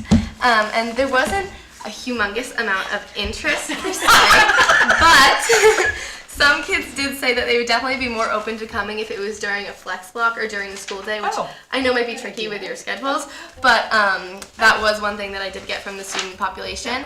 And topic-wise, some suggestions I got were diversity and inclusion, academic stress and curriculum, and then also social emotional well-being and bullying. So kind of group those 3 topics together. I thought they'd be applicable, and that's all I got from the students. So I didn't write fast enough. It was the diversity and inclusion, the academic stress, bullying, social and emotional learning, and there was one more. Yeah, curriculum kind of looked into academic stress. Okay. The other thing I wanted to loop back to, I didn't write fast enough, was how many kids did you say participated in the Day of Silence? I think it was over 30. That's what I heard.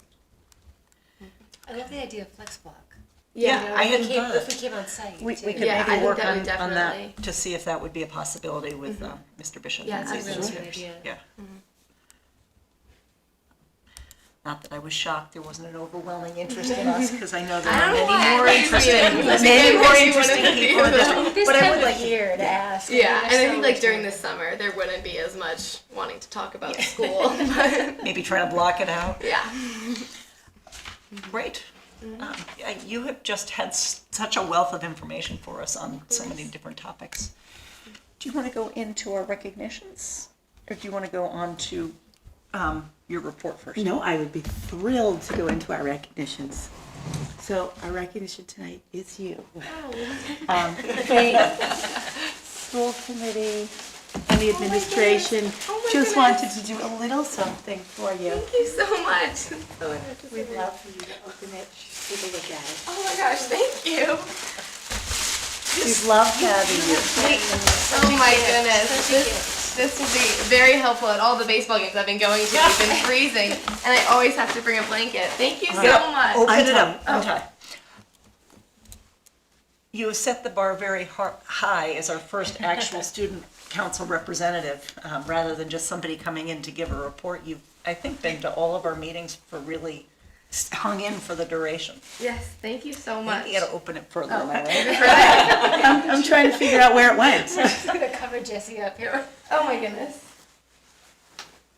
Oh my gosh, thank you so much. No, That is thank so you, kind. truly. Thank you. Yay. Very necessary. Thank you. Are you working on a successor? Someone to fill? I did have someone express interest today, and I was Ooh, very really? excited. Yay. So I think I will definitely talk it up for the rest of the year. Absolutely. You've been phenomenal. Thank It's you. been so helpful to have student voice at our table. It has, and so, through some pretty difficult, all the masking stuff, you brought such a beautiful compilation of data for us to look at and to hear the different voices.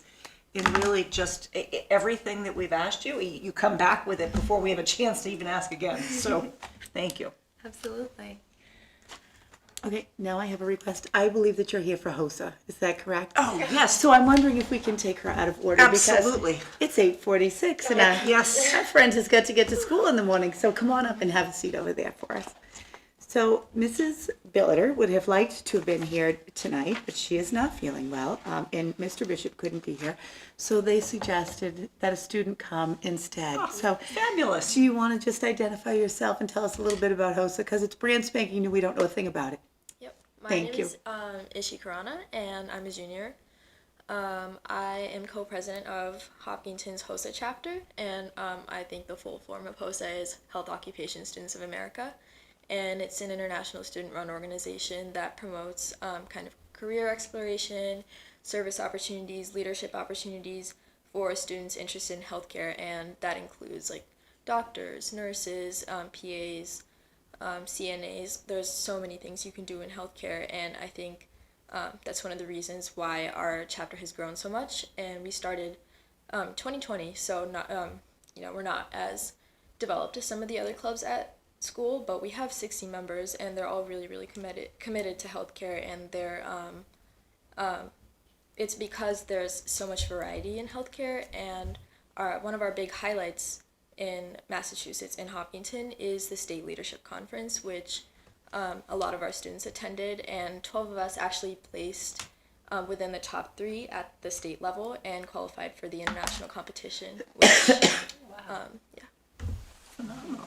So to grow in the middle of the really 2020 started like either just prior to or in the middle of the pandemic, to grow in that time to 60 students now is phenomenal. Yeah. What do you do at a competition? Yeah, so there's a bunch of different healthcare events. Personally, I competed in health education, which is health education based. It's a team event, so I got together with 3 other students, and we presented at the middle school actually, and we, based on our kind of teaching plan, our lesson plan, we then presented our lesson materials and the testing tools and our lesson content at the state conference, which was virtual this year. But that's just one example of an event. There's so many others, like clinical specialty. You learn a skill from a healthcare career after shadowing. There's PSA, which is a public service announcement. I believe there's like an assigned topic, but there's so many different things you can compete in: medical math, medical terminology. It just there are so many events. Wow. Yeah. So before we have you leave, we'd like to vote on your trip, because I know that you are looking to travel from June 21st to June 26th, which is even after the last day of school. So a nice reflection of your dedication to this club. And so I am really looking for the school committee to approve an intent to travel for the Hopkinton High School chapter of HOSA. And it's to the International Leadership Conference, right? It is to the International Leadership Conference, yes. I would make a motion to approve that. I would second that. We can. We're the only ones here. Okay, so aye. Aye, yes. So it is approved, and just for people in the audience who are curious, because we are a committee of 3 currently, 2 people is a quorum, and we're able to vote on things with 2 people, so it is an official vote.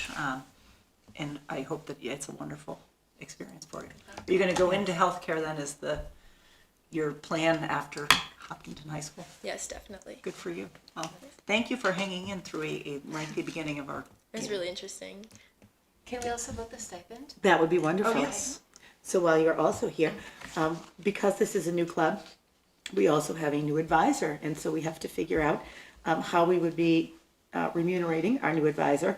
And so we likened this, because now we have buckets, to Business Professionals of America. So that stipend in FY22 would be $800. So the advisor would be paid that retroactively for this year, and then $1,500 in FY23. So it reflect the change in BPA as well.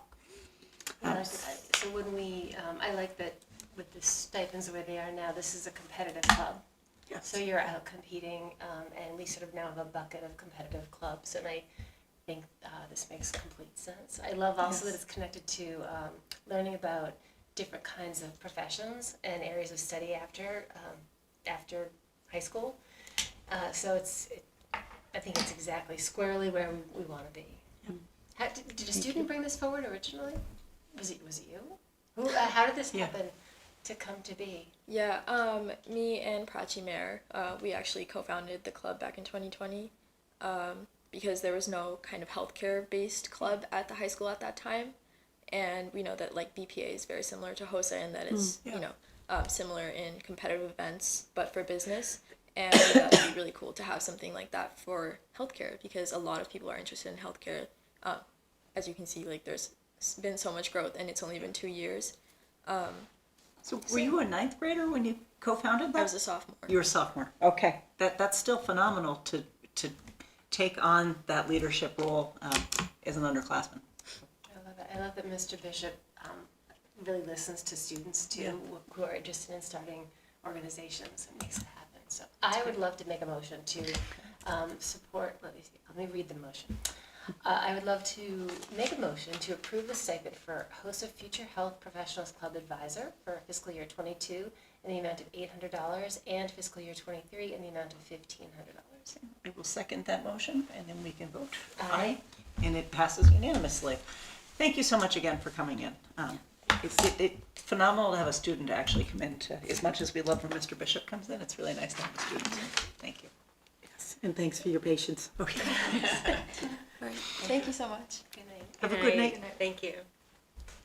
Okay, so then that bumps us, you want to go back to the superintendent's report? I surely do. Okay, so the superintendent's report for April 28th, 2022. Just a few things tonight: school rankings update, enrollment update, ESBC2 work, and just a little smidge of joy. So in terms of our school rankings, U.S. News and World Report came out this week. Last year we were 10th in Massachusetts. This year we are 11th in Massachusetts. But one of the things that Mr. Bishop and I have talked about is that in those the 10 who have ranked before us, 5 of them are schools that are either exam schools or, they are charter schools. Yes, so we're doing exceedingly well as a traditional public school in the Commonwealth of Massachusetts. Stacker, as you know, has ranked us first in Massachusetts in terms of public schools, as has Niche. So some really nice rankings and things to celebrate in Hopkinton. And that's for the entire district, correct? For both of those? Both Stacker and Niche, yes, our entire district. Enrollment, so just where are we? In June of 2022, the prediction was that we would be at 4,024. Today we are at 4,081, which is a difference of 57 students. So as Mrs. Bilella was talking about all of the move-ins that she experiences over at the Hopkins School, you can see it bearing out in numbers across the district. So I think this ties nicely to the Elmwood project, and Mrs. Rothermick and I actually had an opportunity to present this too at the State of the Town with the Chamber of Commerce this week. And so these slides are kind of coming around a second time. So the ESBC2 will study many school options during the summer of 2022. So that's what people can look forward to. And then in the fall of 2023 or the winter of 2024, we will be recommending a solution. And I know this is something that parents are very curious about right now. So as we're looking at those options, there are really only 2 according to the MSBA. You could have either a 2-year school, which would just be a simple Elmwood replacement with a grades 2 and 3, or you could have a grades 2, 3, 4 school. And as you can see, we already have a grade 4 school. So that's going to create some kind of a domino effect right here. So there are all of those kinds of questions that will be surrounding this, and Mrs. Rothermick did a really nice job of kind of highlighting some of what those questions might be. So as we move into Module 3 and think about feasibility, our questions will be, well, what number of grades would they be? Would it be a 2-3 school or a 2-4 school? How big will that school be? What would be the square footage of it? On what site would it be placed? What kinds of site improvements would be required? And those kinds of things would be taken into account in making that determination. When we look at how green would the design be, what are the sustainability goals? So some of those green design pieces cost you extra money, but will eventually save you money down the road. what are the design materials, and there's so many other options and things to be considered and discussed in the summer of 2022. And so that's what people can expect to be seeing this summer, of these kinds of issues. One thing that we do know is that construction costs in 2025, when we would actually be building the school, are projected to be significantly higher than they were in 2021, for example. So you're looking at, and this is obviously conjecture, but $620 to $700 per square foot. Versus $574 to $695 per square foot in 2021. So those are some of the things that we're thinking about right now with the ESBC2, and I hope people will tune in at annual town meeting, because there may be a nice report from our ESBC2 members. Dr. Can I ask a question? Just Sure. You mentioned, things to look forward to in the summer. In what format would you expect someone to see information over the summer? Sure. Would there be meetings? Would there be presentations? Or I just worry about the summer. Public forums, I think all of those things really, and one of the things that we are lucky that we have Compass with us, so Compass guides an awful lot of that work for us. Just because the summer is tough to Yes. get families care a lot about this, but it's hard to get them. So if we can, I would like to see us give lots of advance notice for anything that we have to do over the summer. And it really won't be just the summer. So we won't have our designer on board until August. Okay. So it really will be that full year leading right up to the fall of 23. So maybe some public forums in the fall. Yeah. Yes. Where we could get a higher level of engagement. All year. All year. Good. That's great. That's great. I know people will have lots to add. I mean, as you can see from that other slide, there's so many decision trees to go through. Yes. So there will be a lot of forms. And I recall when we did Marathon, there were lots of forums, and that was a great way to kind of understand where the community was at and to get some of that consensus before we got to the end of it. Exactly. Yes, and when we're looking at a recommended solution, we're really talking like fall of 2023. Okay. And just for anyone who's been tracking this conversation since the capacity study that was done a few years ago, the shift from a 2, 3, 4, 5 to a 2, 3, 4 option is because the school would just be too big, right? Is that? Well, it's mandated by the MSBA. Okay. So what we submitted for and what the MSBA invited us in for is only as big as a 2 to 4. Okay. So that's all that's allowed. Okay. There we go. All right, just a little bit of joy. This is the preschool. This is their own marathon that they're running. That's awesome. Yes, and this is a kindergarten classroom, and I really liked this photograph. They were making their spring butterflies, but they actually had a lesson geared toward butterflies prior to this art lesson. But it's really nice because not only are they learning some science, but they're also learning about color and symmetry, honing fine motor skills, and all of this is still being done while art's on a cart. So kudos to this is Lucy, who's really getting it done with art. And then I did actually want to show you this video. I think I might have it queued up elsewhere. I do. So this is the, I was telling you about the March Madness at Elmwood. Yeah. I'm only going to show you the last 2 minutes of this. But what you should really see is that you've got 600 kids here screaming about nonfiction text. So I don't think you've ever seen anything quite like it. So. I hear the audio. Sounds like Mrs. Carver. Oops, I'm not sure. Oh, I know why you're hearing that. Because I think you're hearing it in 2 places. There we go. Now you'll hear it here. And a 50% off booth. Which is great. So in case anyone is looking for a sale. Let's hope it'll actually do it. But we've got enough.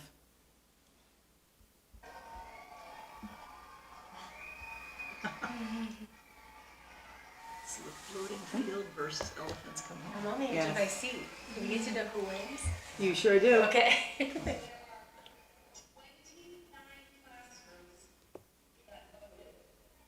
Bob can give us more volume.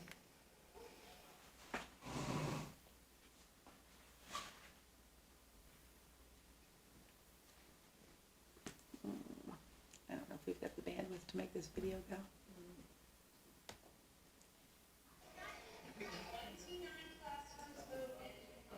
That's it.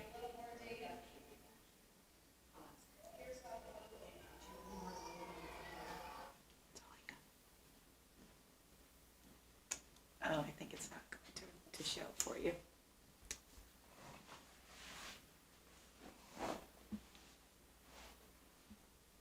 Let's see if we can at least get the reveal.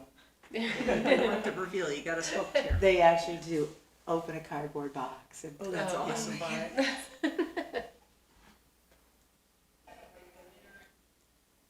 I'll do it for you. Oh, well. Okay, so which I'm one sorry. won though? Oh, no, I'm going to have to look. I don't even remember the answer. But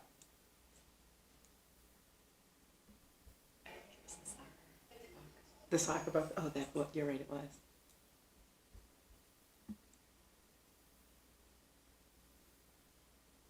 She's got a drum roll she plays for them.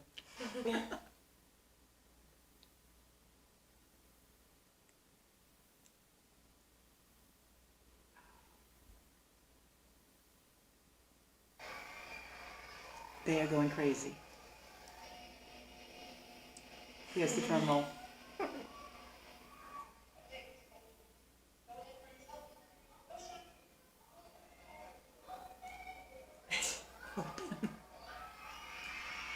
Look at They are going absolutely crazy. Okay, so the green balloons Indicates it's represent the soccer. ball. Yeah. Okay, Not the that's other great. one. So fun. That is so cute. Isn't that amazing? There are 600 kids. And then we were there for them walking and they're getting on the buses and you can hear one of them say, well, I didn't expect that. So cute. Oh my goodness. That's excellent. Yeah. Well, Thank you for sharing. thank you for your patience with that. It wasn't the best. Well, it was fun to have a little joy come in. It sure was. Any questions? All right, thank you. Okay, we'll move into then the school committee chair report. Payroll warrants S22021 and S22022 and supplemental payroll warrant 2222A, as well as warrants 22-038, 22-039, 22-040, 22-041, 22-042, and 22-043 have been approved.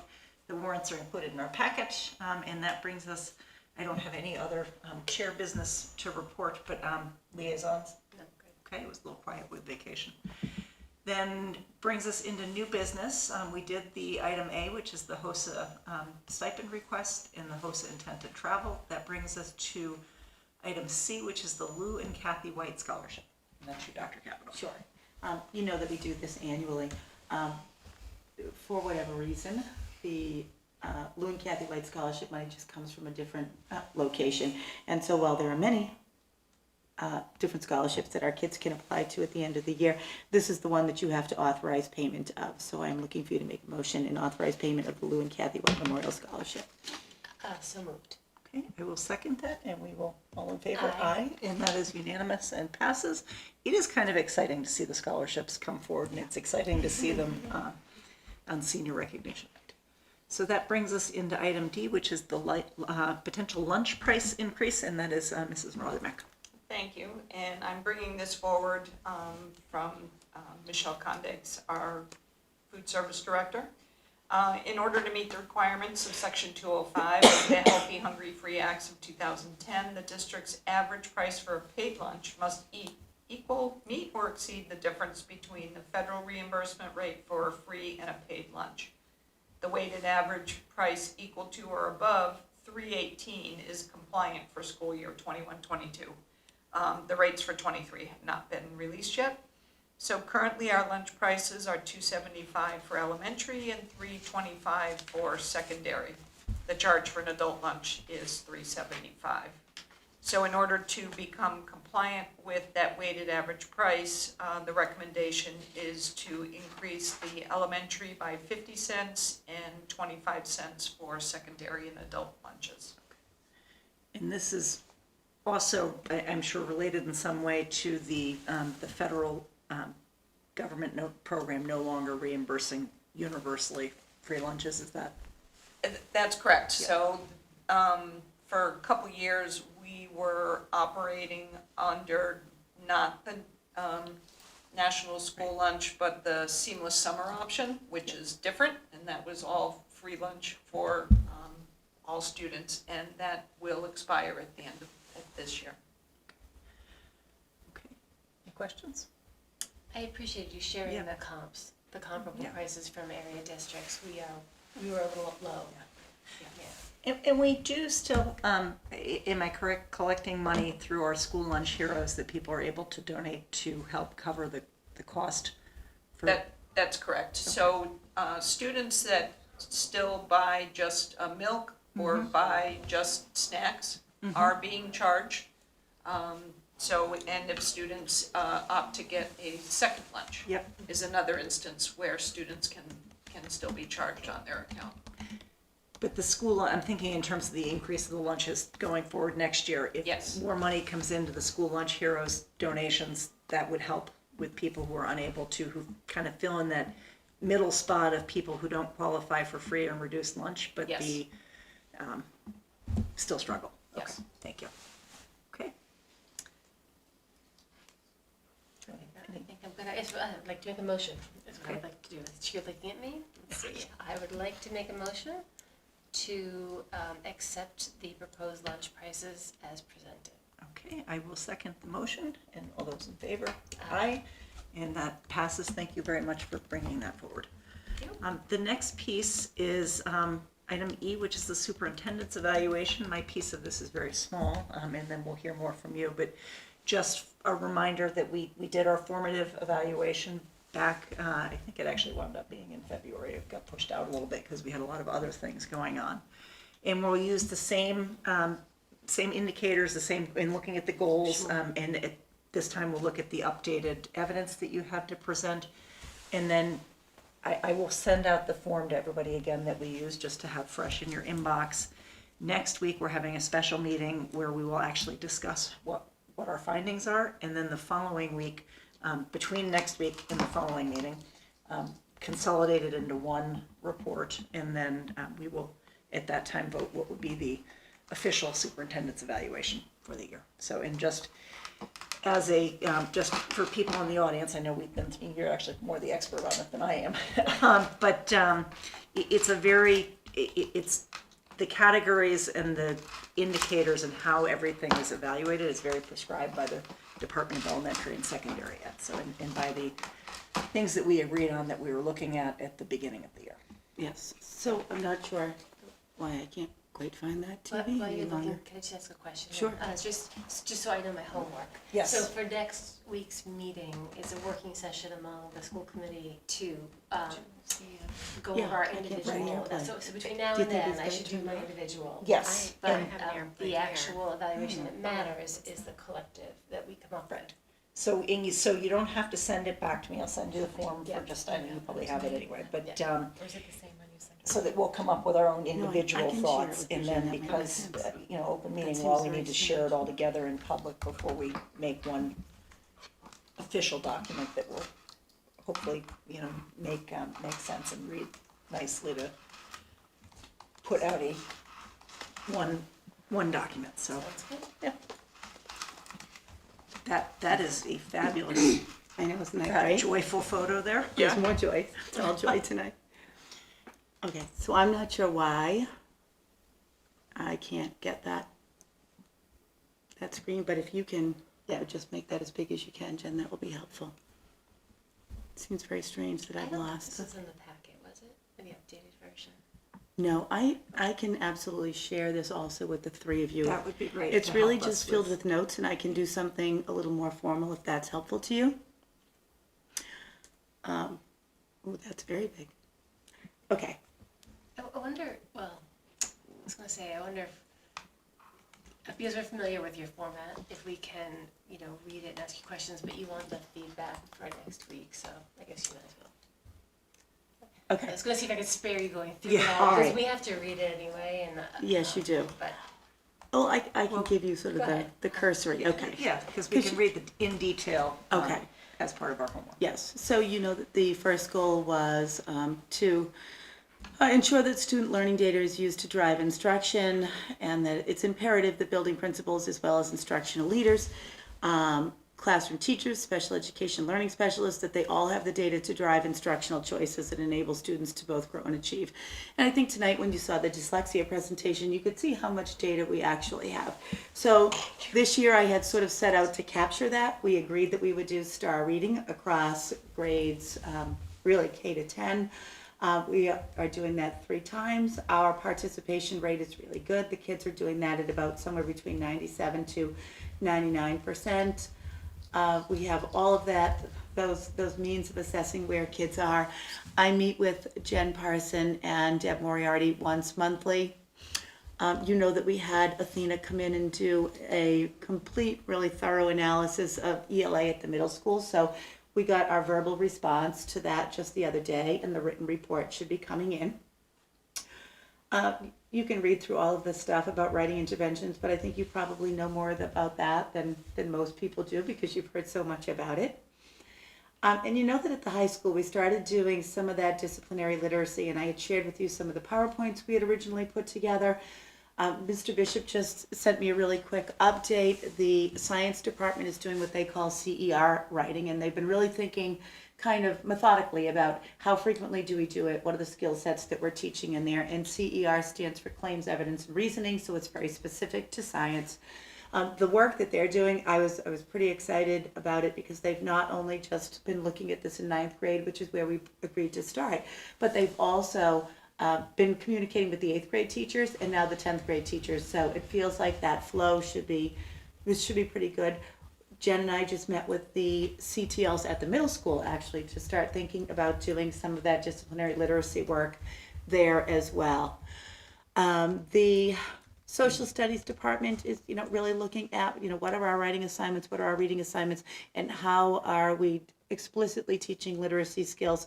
And the English department is doing what I call building text sets. So if you're teaching a particular novel, you've got a whole, sort of set of texts that kind of augment the teaching of that in different ways, and you can differentiate them so that some are more challenging to read and some are easier to read, but they require the kids engage in meaning making around literature.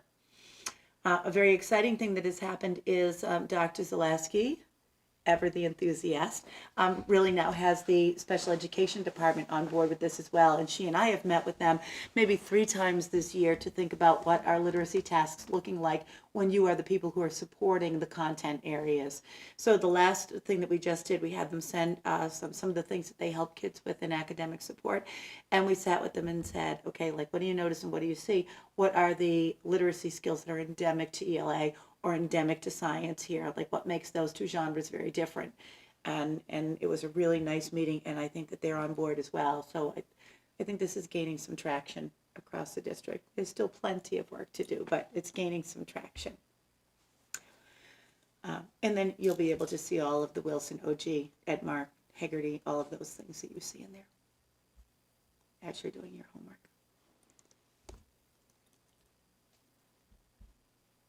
And you know that that's also part of Mr. Bishop's school improvement plan. All right, so the second goal was to move the district toward greater proficiency in diversity, equity, inclusion, social justice, and anti-racism.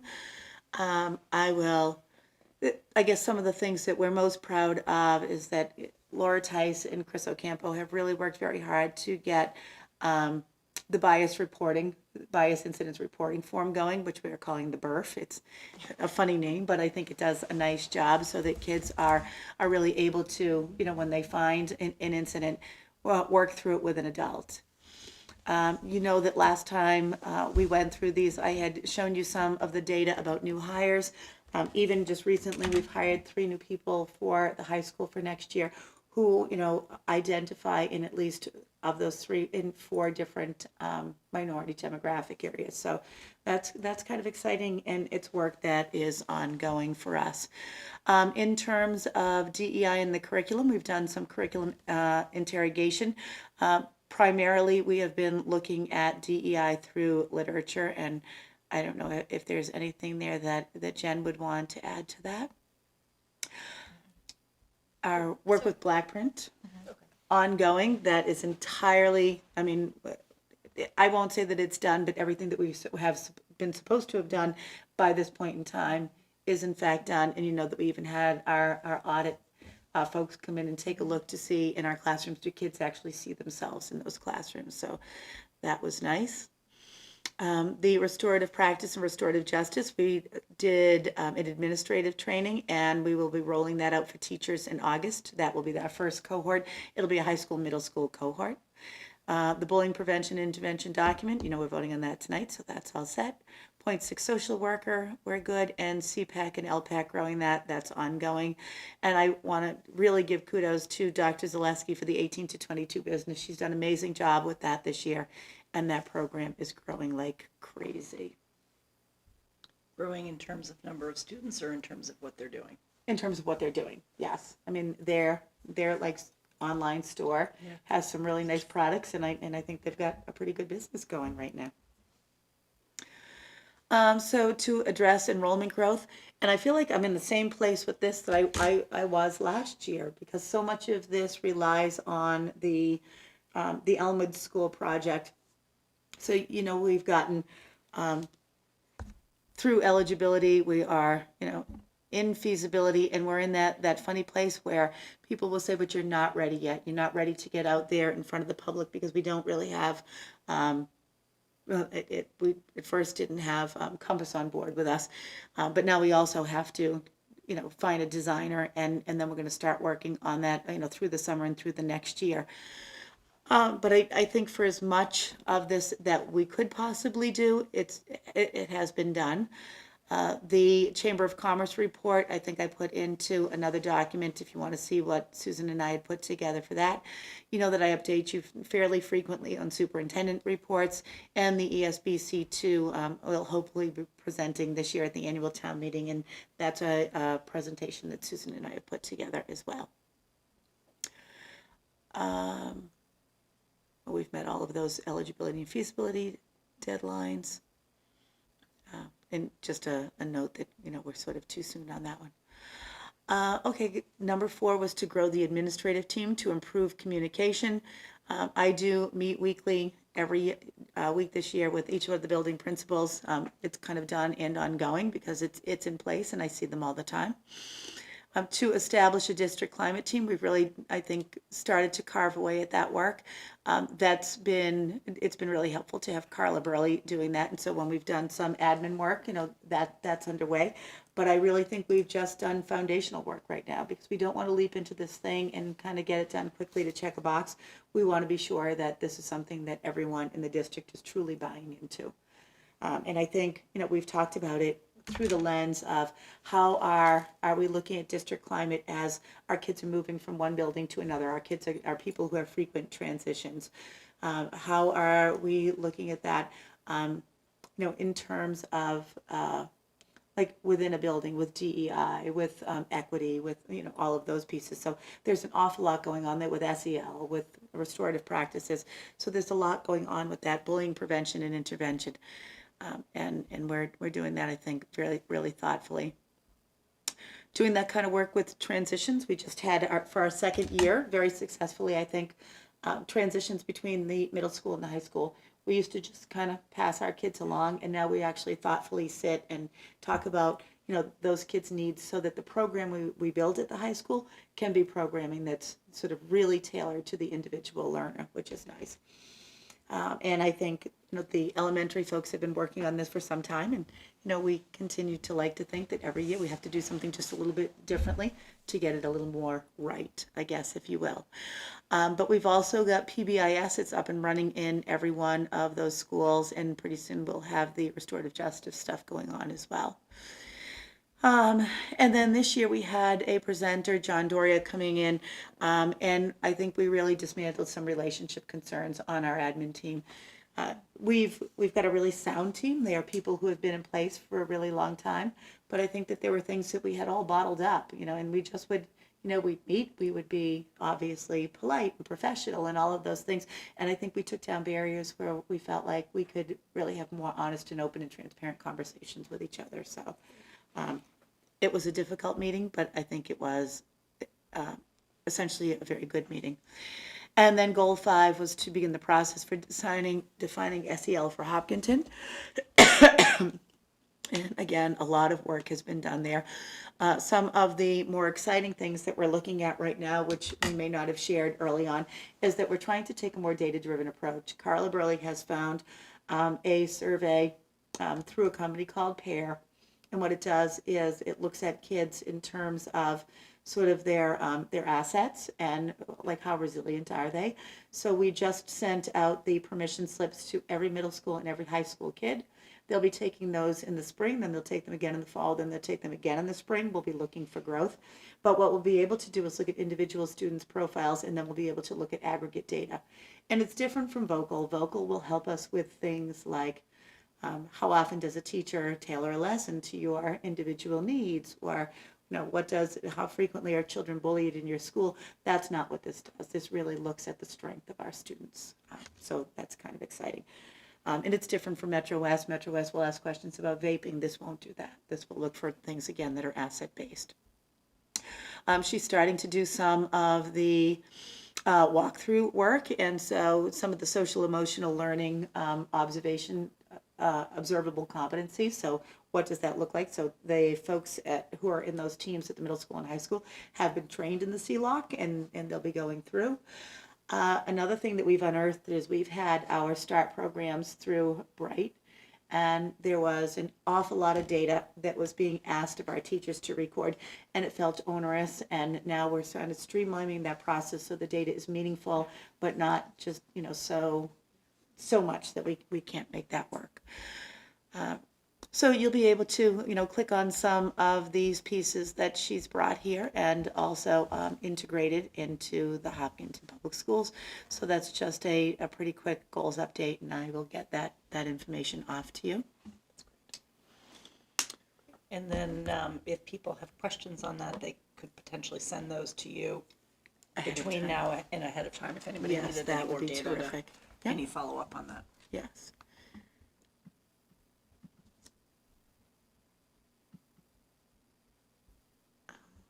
I don't even know if I can share this one yet. Yes, I can.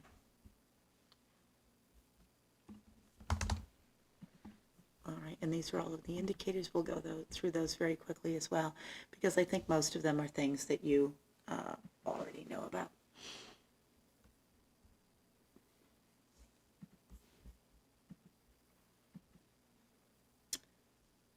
All right, so in addition to the things that I had presented on in February, in terms of standards-based units and lesson support, the first one, I'll just look at that very last paragraph on the right-hand side. So one of the things that we have discerned, I think, from some of our MCAS testing and looking at open response and looking at some of those longer compositions, is we want to go back and review our SRSD writing practices. So what we've realized is that we've had a lot of people who've come to join the Hopkinton Public Schools in the last 5 years since we did our initial training. So there may be people who need some training there. And we also need to underscore, I think, with our teachers that SRSD is kind of a philosophy. It's not necessarily a curriculum. What does it So stand for again? self-regulated strategy development. Yeah. So what we're really trying to get our kids to do is to think about some of those strategies and be able to implement them on their own, not simply just fill in an organizer. That's a tool. It's not necessarily where we want our kids to be. So there's, I think, quite a bit of work there. And Jen, Deb, and I got to meet with some of the third grade teachers just recently on this, and we've been talking with Athena about it as well. But I think when we get to the place where we hire a director of ELA and literacy at the middle school, this will be a huge school there, and I know that Deb is working K-5. So those two people, I think, together will have a really nice shared experience. The second one is educator goals. And once again, the building principals, their goals are coming to fruition. We'll be sitting down to take a look at, where are you in terms of meeting your school improvement goals? We have not yet done that. I think it's probably fair to let them get through MCAS and, graduation and all of those spring things and kind of look at that in June. But I do think that they are, according to all of the work I've seen and STAR data, that they're in a very good place. In terms of student learning measures, I think you saw tonight, the whole host of the ways that we look at that. And again, our building principals do in fact sit down with all of our teachers. And last time we were together, you were able to look at, some of those Elmwood scores, and you could see that not only is there really nice high achievement, but they are moving beautifully to the right, so the growth is there as well. And to be really fair, we have gone through all of these, and we are seeing places where we still have high achievement and the growth isn't what we want it to be. And so we know that there are places where we have to implement some more rigor, or maybe some more explicit instruction, or some more differentiation. So we are diagnosing those areas.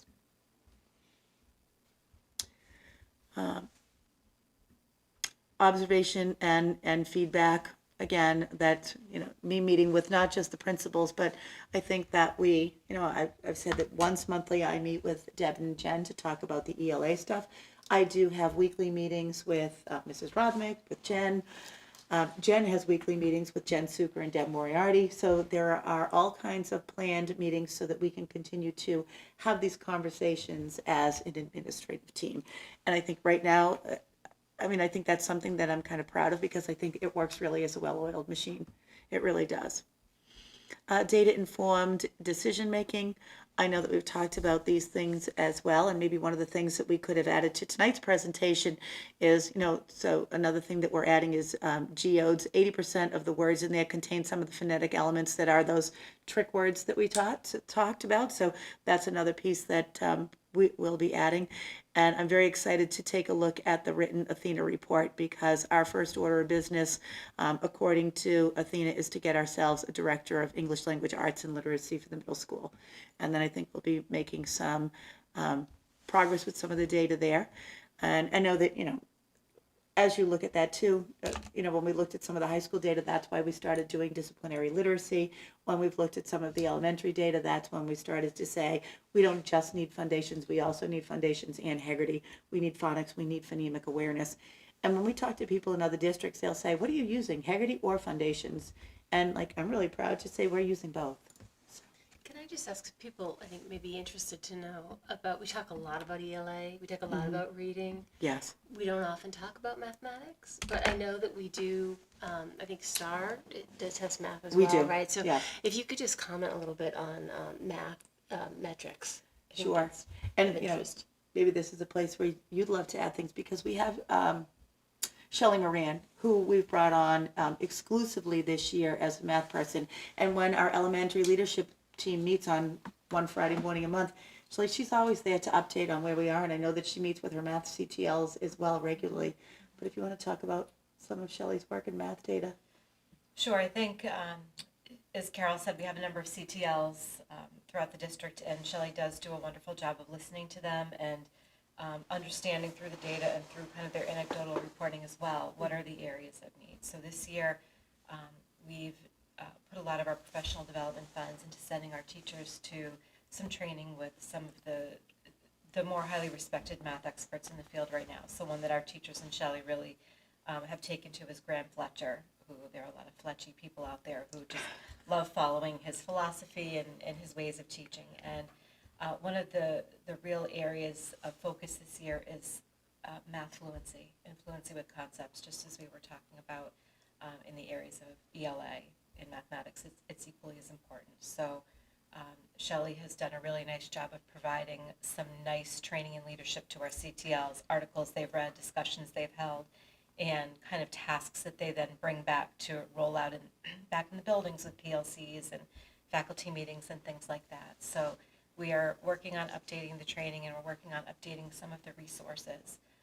But some things as simple as, does everyone have the same sets of manipulatives and materials in your classrooms? And so Shelley's been able to put together a huge spreadsheet of what do we have. And one thing that as a school committee you'll really love is that she's very careful with our budget. And she's really turned classrooms and closets upside down to make sure that when we're looking for new materials, if it's something new and different, we're getting it and making sure everyone has access. But if it's something we already own, we're going to find it and not repurchase it. You'll like that too. I saw her smiling. Yeah, so we have, she just emailed me today, in fact, about continuing. It's almost like the work that we're doing in ELA about building the skill set of our general ed classroom teachers. We want to make sure that they have the resources so that teachers aren't saying, oh my gosh, the student is struggling, so who's gonna do the work? Yes, sometimes we do need that, but we're really working on building that tier 1 set of skills for our teachers. And middle and high school is at a little bit of a different place because especially at the high school where we have an SNL, Carla is just a data fanatic, and Ms. Crisafulli, and she just has such a pulse on what the high school needs in terms of looking at texts and updating resources and materials, and really looking at our students as individuals. And so some of the work that she's doing, and Kathy Anasaskis at the middle school as well, right now are really looking at who are our students who are struggling and what additional types of supports do they require. So we're also running some after-school tutoring at the high school with some of our own teachers have stepped up to say, we'll work with kids after school, and we're offering a similar opportunity at the middle school as well. So, I think we're really looking at what are kids missing, where are they struggling, and what can we do to ensure that we're closing those gaps. Yeah. Thank you. I would also say that Shelley, because she's a master teacher, does a beautiful job of modeling lessons for people. Yes. All right, so social emotional well-being, I think that's closely tied to the goal, so I'm not exactly sure that you'll see anything more here than what we talked about in my goals. Recruitment and hiring practices, again, I know that we reviewed all of these as recently as February, and you have the DESE data here. And then, finally, and I already mentioned this too, that, as we are hiring, Mr. Bishop has really just hired 3 people who will identify in all of them in one-on-one minority group. Time for teaching and learning. So this again sort of reiterates that back in February when Jen and I had John Doria come in, it was really an effort, I think, to kind of help our building principals to get out of that place of the pandemic. Today I was talking to Ann Carver and Jason Deeman over at Elmwood, and one of the things that we keep saying is that since our masks have come off and there's no more letters that we're sending home and how many cases and all of that kind of how many days and all of that's stuff that was happening that was really detracting, I think, from sort of the joy of school and the focus being on teaching and learning, that our building principals and our directors, everyone, I think we're all in a very different place. But that was the purpose in bringing John Doria in. And I think that having him come opened us up to what I think was probably a much better place for the entire team. So those things that would have detracted or deflected from actually making progress because we would sort of hold back or we would wonder about, should I say that or shouldn't I say that or should I do it or should I not do it, that we are, I think, working much better now as a team. So, even I think when you see something like tonight's dyslexia presentation, right, people came together, I think, on that very willingly to work, very professionally and thoughtfully and respectfully with one another. I'm glad that you put this goal on this year.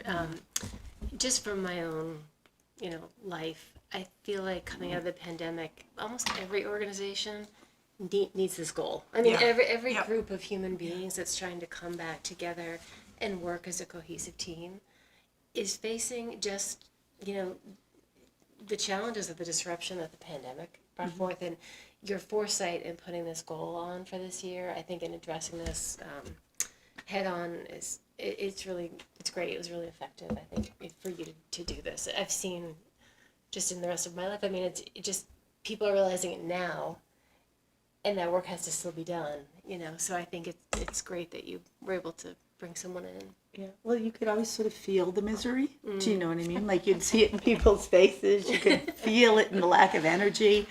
But I'm really glad that we've had some honest and open conversations.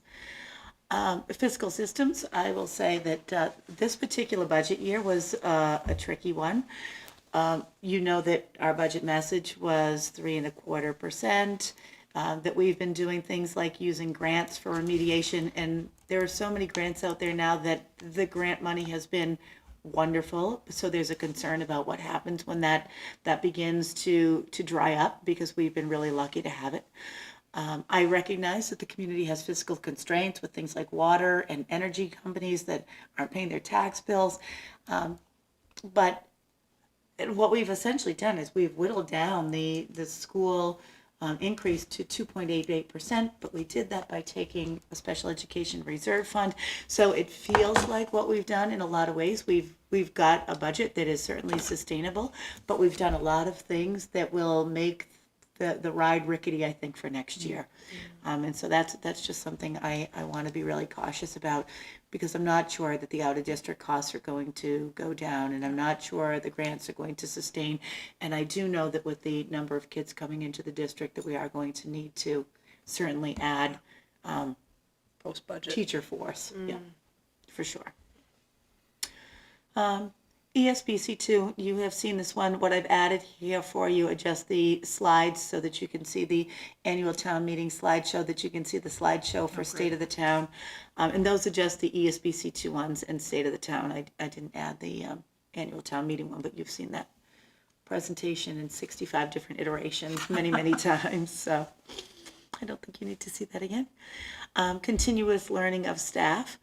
And here's where I say I know that I talk to the administrators about data so much and get into their schools and look to see what's happening in classrooms, that that I'm not necessarily sure that we all wouldn't be growing. And I mean, I think even if you see what happened here tonight, there are so many things that I learned from Beth Kelly or Vanessa or Deb, and I'm sure that, you know, we're all learning from one another, and, you know, Karen and Jen, and it's just constant dialogue so that we all have a really good sense of what's happening. You know, even having conversations today, as an example, with someone like Jason Deeman, who was, you know, really talking about what it means to take someone who's a brand new teacher at Elmwood and kind of bring that person along, and then look at some of our veteran teachers and how they kind of mentor, or how, you know, even they might need, you know, something more that we haven't given them. So I think that's a really nice thing. I mean, recently we had a principal say, I think I need a reading specialist. And my answer to the building principals is, I'm happy to talk about data with you. Do you know what I mean? And as we looked more at some of that reading data, we were like, I don't necessarily know that we need someone to help our lowest 20% so much as we have this other group, and take a look at that great big void. And we had a conversation about it, and then we thought, yeah, there might be something else that we need before we need a reading specialist. So that continuous learning piece, I tell them all the time, I'm a nightmare about wanting data and numbers and dollars and cents, but all those decisions for me have to be very, very data driven and based in how do we continue to learn as an administrative team. So that's where we are. Thank you. All right, and I will get this information to you. So we are going to pass over item G for tonight, and come back to that and move into item H, which is the Special Education Reserve Fund, and that is you, Dr. Kavanaugh. Okay, Shirley. So there are a couple of articles in the town meeting warrant. Number 17 is establishing the stabilization reserve, and 18 is putting money into it. And one of the things that a town meeting would like is for the school committee to endorse those articles. And so way back in the day, we had actually voted to establish a special education reserve fund. And so, let's see. In H, what we're asking you to do is just reconfirm that vote. I think it took place in January of 2019. And so if you could just move to accept the Special Education Reserve Fund under MGL Chapter 40, Section 13E. You did that some time ago, but just for, I think, clarity for the voters on town meeting floor, it would be helpful if we did that. I would like to make a motion. And the reason is that I understand that this will help us as we go forward, even out spikes in some of the costs that can come that are unanticipated over time. That's the goal of it, so that, you know, if we have an anomalous year, or, you know, so we have a reserve fund that we can tap to get through those spikes. Yes, but I mean, I think Generally. that that's a really good point to be made. It's not a place to just put money for this year because our out-of-district costs have gone up so markedly in such a short period of time. But when a district has this kind of reserve fund, the money is there so that when you have those ebbs and flows, and I think Dr. Zaleski's done a nice job of showing us how those ebbs and flows work. And I think in particular where we know that our budget is tight from one year to the next, and we know the next few years are going to be difficult, to not have this kind of had this to be there to help preserve the rest of the budget so that we can make sure that we're meeting the needs of our special education costs. Yes. So I would like to move to accept the Special Education Reserve Fund under a Mass General Law, Chapter 40, Section 13E. So I would like to second that, and then all those in aye. And that passes, and that moves us into item I, which is Article 17, Special Education Reserve Stabilization Fund. Yes. Dr. Kaplan. Sure. So you know that on town meeting floor, they will ask if the school committee does in fact recommend a special education reserve stabilization fund. And so tonight you will vote to recommend that to town meeting. So the only question, so I read the draft motion language for Yes. town meeting floor for this article. In principle, obviously, we want this to go through. This is a good thing for everybody. I think it's a better way to use the budget. But then, and I guess Ms. Rotherman, this is a question for you. One of the language came, I think, right from Mass General Law. I mean, it looked like the law that I read. And one of the pieces of the motion language stated that we can't spend, there's a limit of 2% of the net spending of the district that can be spent, I think, out of this fund. Did I get that right? The balance in the fund Yeah. cannot exceed 2% of the net school spending, but it is also the actual net school spending and not net school spending as defined by DESE. And so Hopkinton spends, Okay. the actual net school spending With is grants and everything. way above Okay. what the DESE defined. Thank you. So there's no threat of our hitting our limit or No, and again, it's the balance in the fund, not the spending. not the spending. Okay, thank you for the clarification.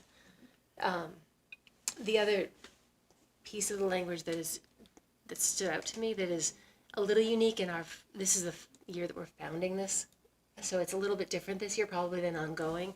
So this year, I think the language talks about unanticipated, unbudgeted expenses, and the fact for this year is that the amount that is going to be brought forward in Article 18 is budgeted and known. We budgeted and anticipated actual special education out of district tuition and so forth to this actual amount. So in the event that we have additional actual truly unanticipated, I feel like this is putting us in a very difficult spot. I'm not sure, it's probably normal in the year that this is founded, but we're founding something based on our known anticipated need. So I don't know if we are concerned about that in the motion language or. Well, so there's two separate things. So you're creating a reserve fund for the purpose of unanticipated. So Yes. that's the creation of the fund. Yeah. So So 17 is okay. 17. And then in the next one, you're actually funding that reserve. Yeah. So the creation of the fund is the unanticipated, unbudgeted. Yes. That's why you create it. Okay. So So they're kind of separate. So I'm happy with 17. I'm concerned about 18 probably is. Well, 18 is just a funding mechanism. Yeah. Do you want to make a Do you want to motion? go with 17 Sure, first? I'll go with 17. Yep. I would like to make a motion to recommend annual town meeting Article 17 to create a school special education reserve fund. And I will second that motion. Aye. Aye. Passes unanimously. It brings us into item J, which is Article 18, Special Education Reserve Stabilization Fund Transfer. Okay, so again, town meeting will ask if the school committee recommends this. And what they're asking you to recommend is the transfer of $1,094,024 into the Special Education Reserve Stabilization Fund. And what they will tell you is that $914,849 will be coming from certified free cash, and the other $179,175 will be coming from the property tax levy. So this is, I think, where my concern is. It's in the funding. I mean, the funding sources are at the town's discretion. It's just the dollar value is exactly what I think Ms. Rutherford and you budgeted. That is correct. So, yes. And in knowing our enrollment numbers and our needs, I'm definitely concerned. Yeah, I think going forward, it would be good to have more money in the fund than what we actually, so that we can hit unanticipated needs. Because now this is going to be down to zero, so that when we're looking ahead, correct, at the FY24 budget, we're looking at a fund that's great that we've created, but if there's no money in it, it's not going to help us next year either. Is that correct? Yes. So that's something I think it won't be in time to consider for this town meeting, but it is something that I think needs to be thought of kind of going forward if this is going to be a useful mechanism for us. Well, and I do know that the CFO, Tim O'Leary, is already looking, Excellent. So this is a funding mechanism for the FY23 budget. However, he's aware that, if funding sources come in that maybe are higher than anticipated, what do you do? Maybe you fund this at a little bit of a higher level. So, he's well aware that this is not just a one-year problem. Great. For additional money to go into this fund, though, it has to be voted at town meeting, correct? So we wouldn't get any additional funds in this fund, in this reserve fund until next year. Right now. And then to spend this money, it requires a vote both of the select board and majority of the select board and a majority of the school committee. Correct. So as we need this $1,094,000 and change, presumably you'd bring it to us to vote and then bring it to them. Okay. I'll make a motion. Okay. I'll move to recommend annual town meeting Article 18, transfer of $1,094,024 to create the Special Education Reserve Stabilization Fund. Okay. I will second that motion. Aye. Aye. So that also passes. And that brings us into new business item K, which is the FY22 General Appropriation Act, Chapter 70 funds. Okay. So this is not a lot of money, but there is additional Chapter 70 money that would not go to the town, but they're paying it directly to school districts. And so we had 61 students, additional students, and so at $100 per student, we're talking $6,100, and all we're asking you to do is accept the $6,100 and allow it to be spent under the discretion of the superintendent. Excellent. I will move to accept $6,100 to be spent under the discretion of the superintendent. I will second that motion. Aye. So that also passes. We are going to pass over item L, and that moves us into old business item A. And I'm wondering, I feel a little bit awkward because it's just the two of us, and I know the bullying prevention and intervention plan is such a big piece of work. Would it be mess up our timeline to push that out a week? No, that's okay. Just so that Leah can be part of that conversation. Then that will move us into future agenda items. I just have a question. I'm assuming eventually we'll see this, but I think we're at the end of your 3-year plan for your strategic plan. Yes, so that's something we had talked about working on this summer at our admin retreat. So I guess my future agenda item for us is that taking a lead from the select board. I'm wondering if we could talk about school committee priorities so that we as a committee can align when we have our full committee and align on our priorities. I know things come up for different members, but you can't do everything at once. Yep. So if we as a body can come up with the things that are important to us, and maybe then feed that in or to the work that the admin team does over the summer. I would like it if we could do that over the summer, so that we're not kind of trying to catch up in the fall, and to potentially bring in somebody from MASC to help work on that. And I know we've talked about maybe aligning in the summer with the admin team and the school committee or some subset of the admin team. Maybe that's a good place for it. Yeah. But just throw it as an agenda item. Yep, I like that. Right, that moves us into items by consensus. Okay, Superintendent, I recommend the school committee approve the items by consensus as outlined in your agenda. So moved. I second that. Aye. And that passes. That moves us into adjournment. So moved. Okay, I second. Aye. And we are adjourned at 9:51. Actually, not that far off. We made up some time in there. Our next meeting is on Monday, May 2nd for annual town meeting, and we will be posted for the 2nd, 3rd, and 4th, but obviously if it doesn't go into 3 nights of town meeting, we won't meet on the 4th, but our meeting for just us will be on May 5th here next week. So thank you all and have a good night. Thank you.